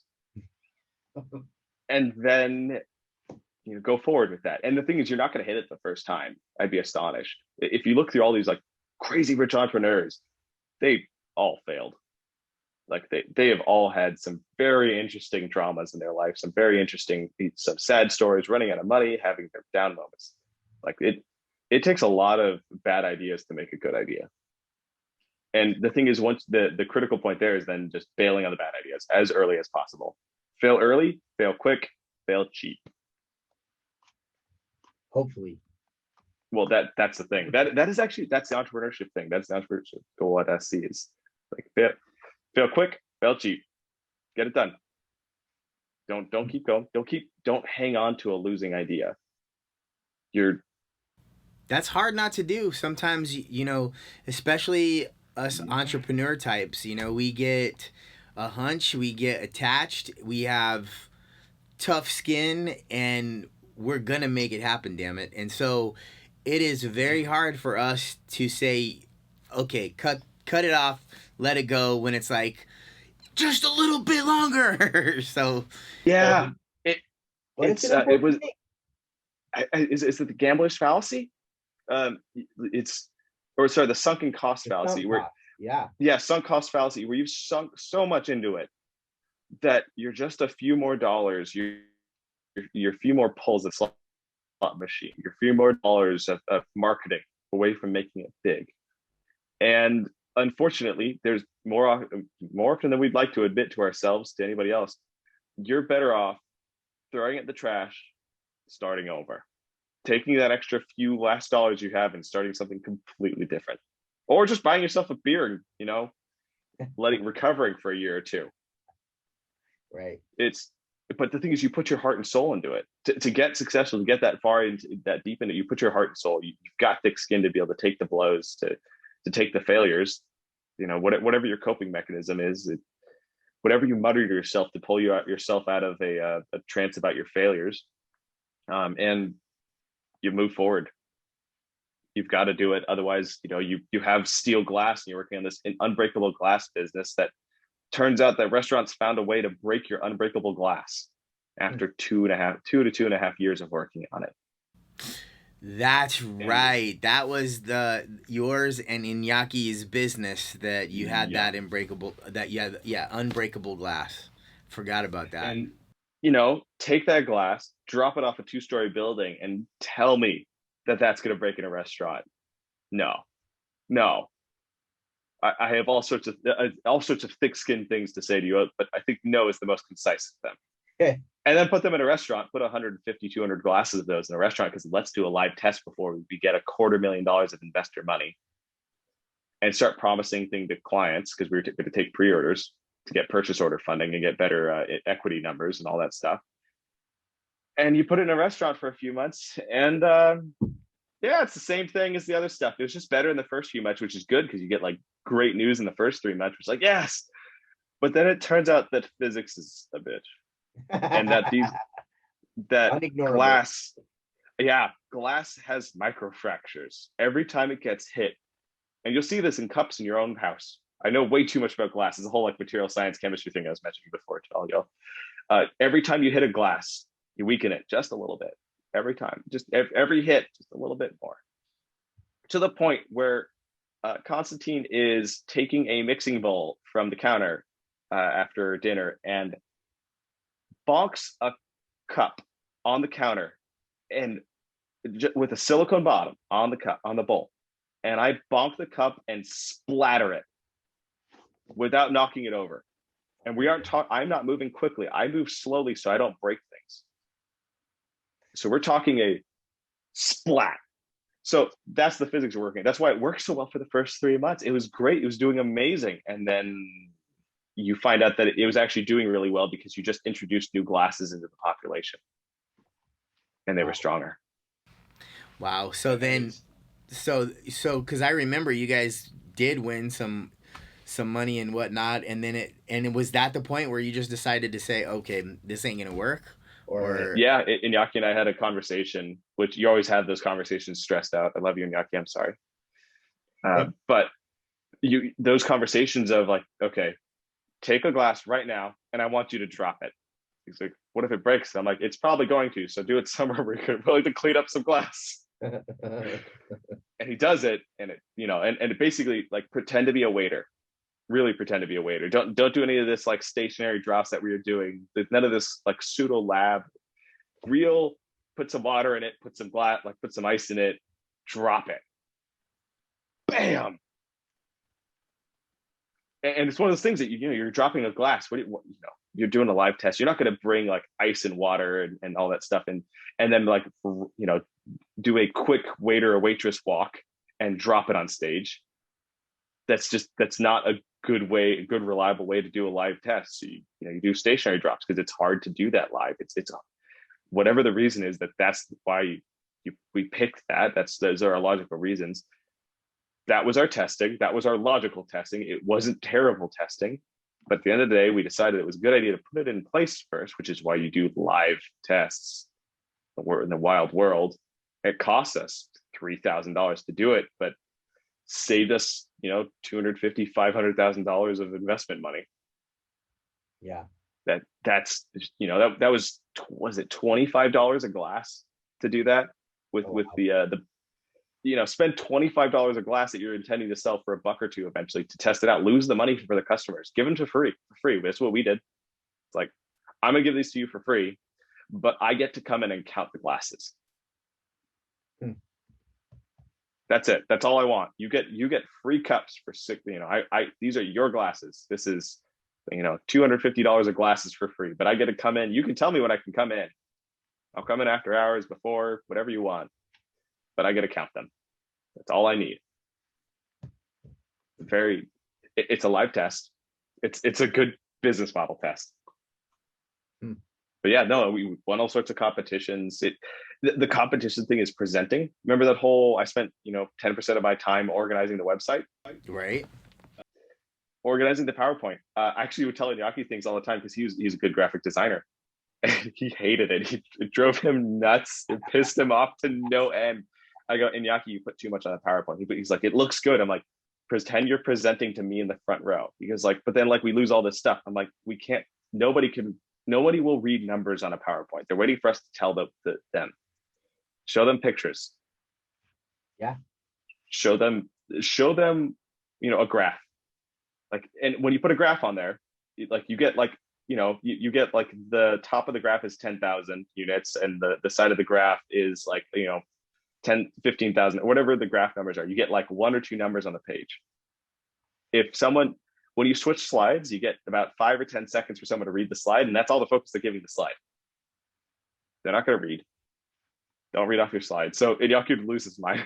It's like, put nothing on the slides. So, but the thing is, then what you do is you then give them enough information to tell them what they need, and then at the end of it all, there's Q&A, and then they ask you follow-ups. So you tell them that this is the strength increase in the projected reduction in breakage. So we're going to cut a restaurant's costs by this much, and that's all you say for that part of it. And there's a lot of data built into a lot of numbers there that they'll ask and they'll dig through. They'll spend 5 or 10 minutes digging through so the strength increases. How do you get that?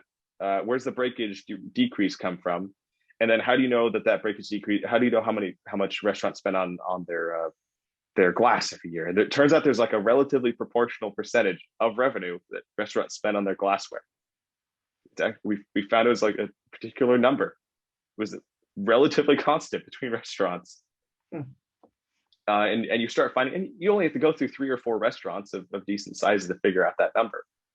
And it's like, oh, it was this much for this one, this much for this one, this much for this one. And the investors look at that and go like, that's frankly as much research as you need to do at this stage for market size. So it's very much provide as concise as possible, no technicalities.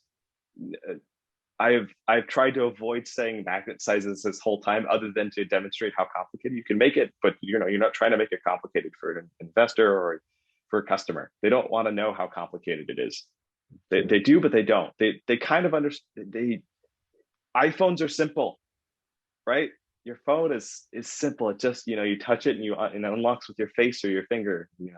That's how many decades, how many hours, how many billions and trillions of dollars have gone into the development of the iPhone. Mm-hmm.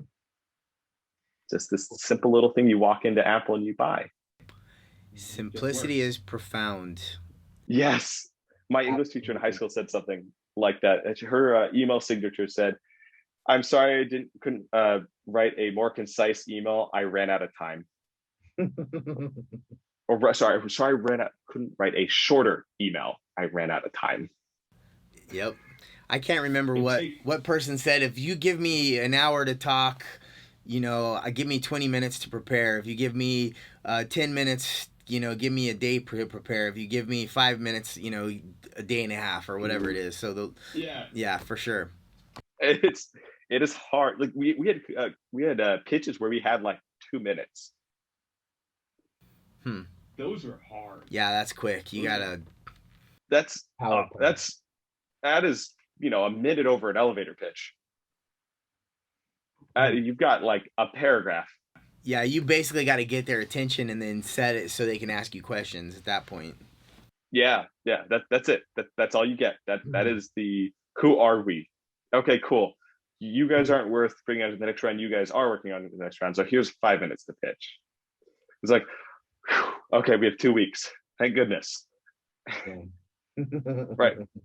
So that is a lot of if you want to be successful in this world, if you want it, you take this into corporate, by the way. No one wants to read long emails. No one wants to read cold emails. Even when I was an accountant, I had better response rates from the people I needed answers from than the people I replaced. I got in trouble for being too friendly and for putting smiley faces in there and being too personable in my emails when I was talking to more or less superiors and demanding answers. And I'm like, well, if you want answers, you do what I do. If you want to maintain decorum, you have a general ledger account, a more or less a 1 or 2 year in accountant. So just past entry level, demanding from a controller who's 10 to 20 years into their career answers. Right. No, you don't do that. And that's, you need to send them a short email. They're very busy. They don't really want to see your emails to start with, because all the stuff you ask them about, you don't want to answer. They don't want to answer. They don't generally need to answer, but they're going to answer because someone's going to get mad at them, and then they have to do it anyway, but nothing will really happen to them. So the least you can do is make them open up your emails, because at least they're pleasant. They like you enough to open up your email. Make it quick. And there are times when the bosses are like, we need more information. I'm like, I can't get more without burning that bridge. And they're like, what can you do to get more? And I'm like, this is all the information we need. Frankly, it's more than we need. And if we really need information next month, getting this information now will cost us more than it's worth. And if you need more information down the line, you can just ask when you have a reason, because right now you have no reason. And there were people who had never spoken to corporate about their books. They didn't know they had never heard the person's voice in the last 4 years that they had been hired. She called me, started asking me questions, spent 2 hours on the phone with her, going through her books with her. They had never heard her voice. Wow.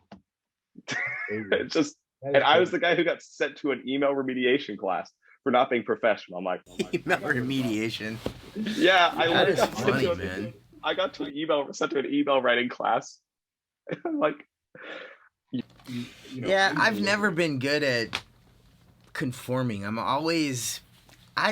just too damn hard-headed. I want to do shit my own way because, I have my own experiences. And so I've bumped heads into pretty much every person I've ever worked for because they want, and it's like, hold on a second. If I'm doing what you say your way, then my value is quashed. So the point of me in having value is bringing what I have to the table and how I see things. And so it's now sometimes I'm wrong, and sometimes I should have zagged in it when I did zag and whatnot. But there's definitely certain things that are true. Like there's a reason people say paralysis by overanalysis, right? You have too many numbers, and when you're thinking about numbers and you're doing computations, you're shutting off the decision-making valve. So you're exactly right. I think you don't need to have numbers. I think you need to have pictures because that is more correlated to your decision-making portion of your brain, supposedly, if that's a thing. And, I've been doing sales for a long time, and I've done a lot of different kind of sales. So there's definitely certain nuances that are more conducive to making a sale and nuances that are more conducive into not making a sale. That's for sure. So, and this whole professional, non-personable thing is not correct. It's poppycock. That's poppycock. Yeah, when you want to look professional, you act cold and robotic. When you want to be professional, you act yourself. You give, I deliver my customers what they need in a relatively flamboyant manner for what I sell. But that is my profession, is to make what I sell, easy to find, easy to navigate, easy to determine what you need, what you want, what you could want, and make it as pleasant as possible. Because it's a lot. You open my site, you go through the magnets, there's a chart of all of those magnet sizes. It is, if numbers are intimidating, that chart can be intimidating. That is a chart of every single size of magnet that I have. There are lots. And going through that and making it pleasant to click through it, that the pictures on the website need updating. But that's the thing with small businesses. You never have enough time and money to redo everything, make everything look perfect. Right. Expect to redo everything 3 to 5 times at least, almost yearly. I've redone my magnet photos every 1 to 2 years, because I take my first ones myself, and obviously I'm a great photographer.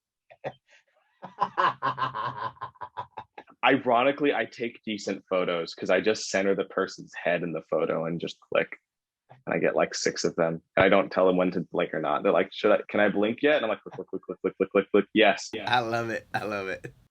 And that's all you need to do. And I'm looking at the surroundings more than the person, because that's actually the important part is where they are in the picture. So you can lose sight on the face the face is in focus. It's like, whoops. And you take one picture, not 12. But, so I take my own first pictures, which are garbage.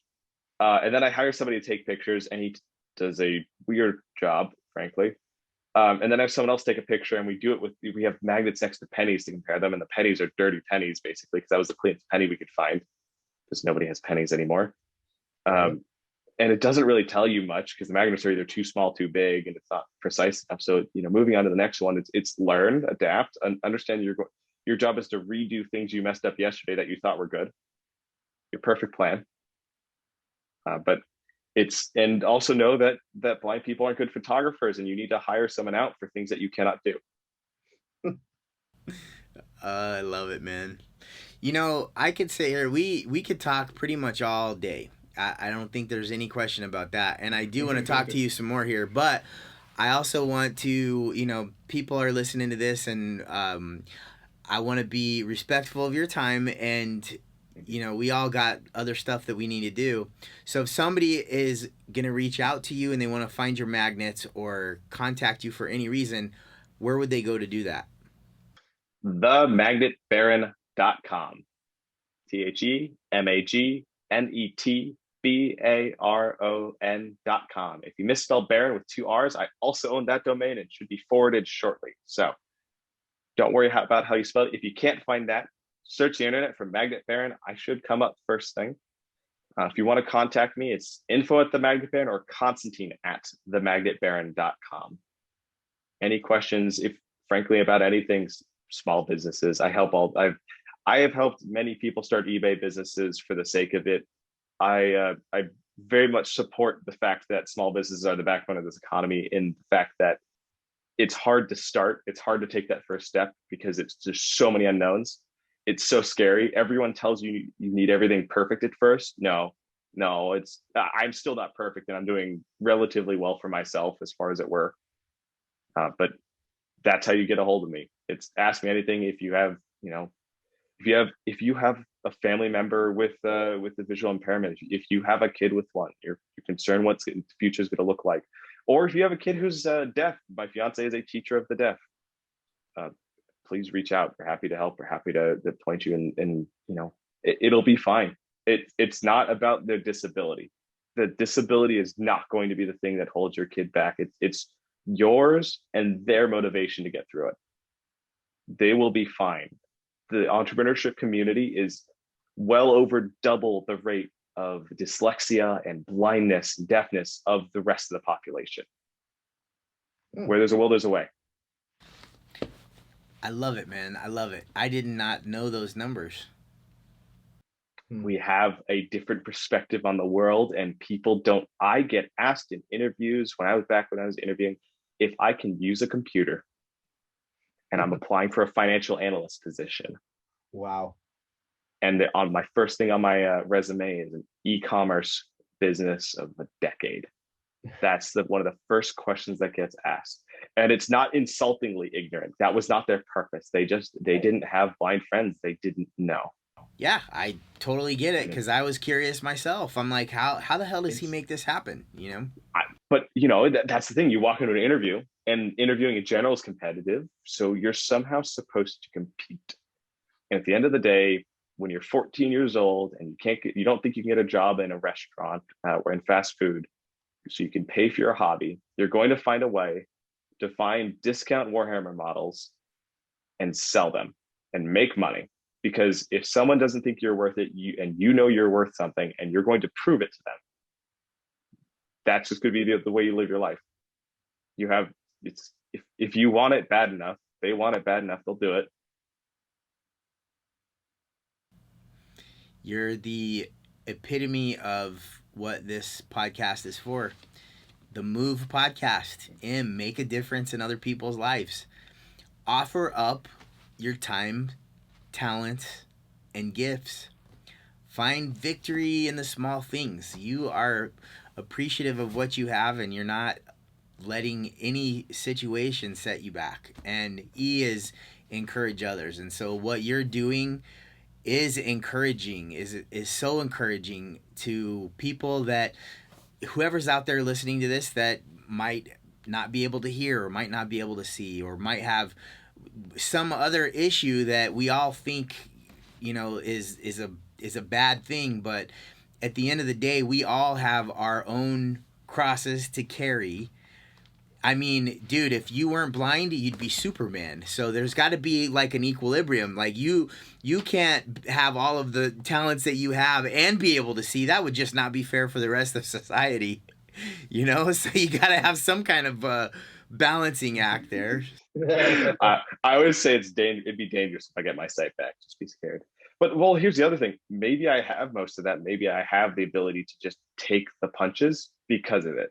Maybe it's the adversity that got me to the point where I can fail. Now, there's nothing like running into a tree as an 8-year-old to teach humility. Absolutely nothing. Nothing close. I've never found anything similar to an 8, a 10, a 12, pick your age, running into a tree in front of his friends or a girl to teach humility. Yeah, it's failure, embarrassment.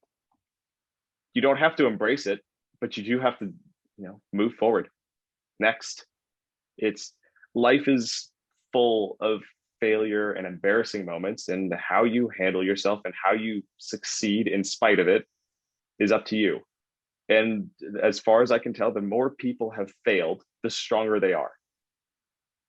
The happiest people I know, the most successful people I know, have some horrible pasts of misery.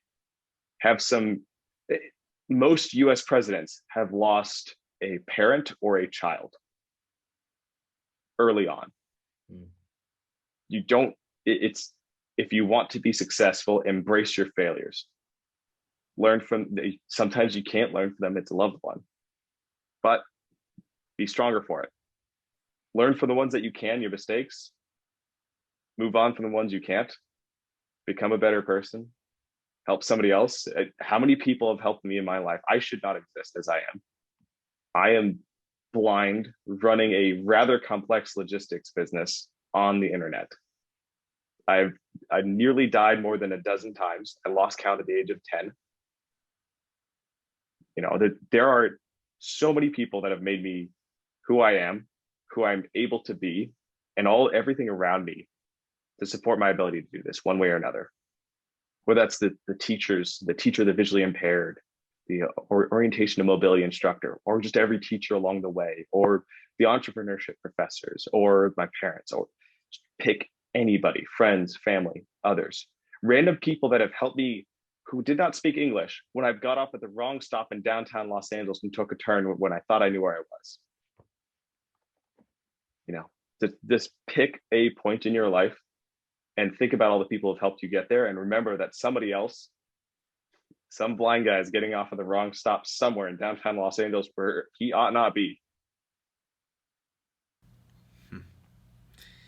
Dude, I'm so glad that you decided to join me on this podcast, man. Like, I feel like there's so much insight, there's so much just eureka, I think it's great. So you definitely have a lot to offer, and so I'm ecstatic, and I guarantee people listening to this podcast are gonna be like, wow.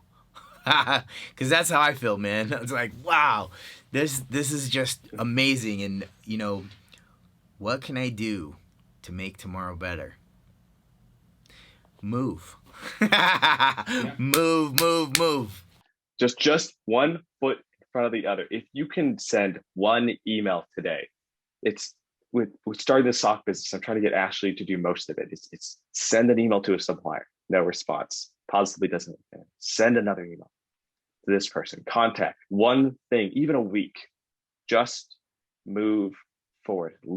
You don't go to the gym every day after New Year's. You go to the gym every day after you went to the gym for months, every other week, and then a week, and then every couple of days, and then you found a gym buddy, and now you hold each other to it, day by day, step by step, move. That's it. Awesome, man. Awesome. Simple but deceivingly complex and difficult. But you can do it. It's possible. All right, man. Well, Thank you, Scotty. I want to sign off. And do you have any last... I mean, dude, the last 15 minutes of what came out of your mouth is great advice. But if you could... Do you have any last comments that that you want to throw out there? Keep it simple. Keep the eye on tomorrow. Keep your one eye open on tomorrow, one eye open on today. Keep it all simple. Don't overcomplicate things. Don't overcomplicate your life. Simplicity is hard and valuable. Ain't that the truth? All right. Well, Constantine, thank you again for your time, and everybody listening out there in podcast land, I love you, but I'm gonna have to leave you, and sign on next time, and have a great day.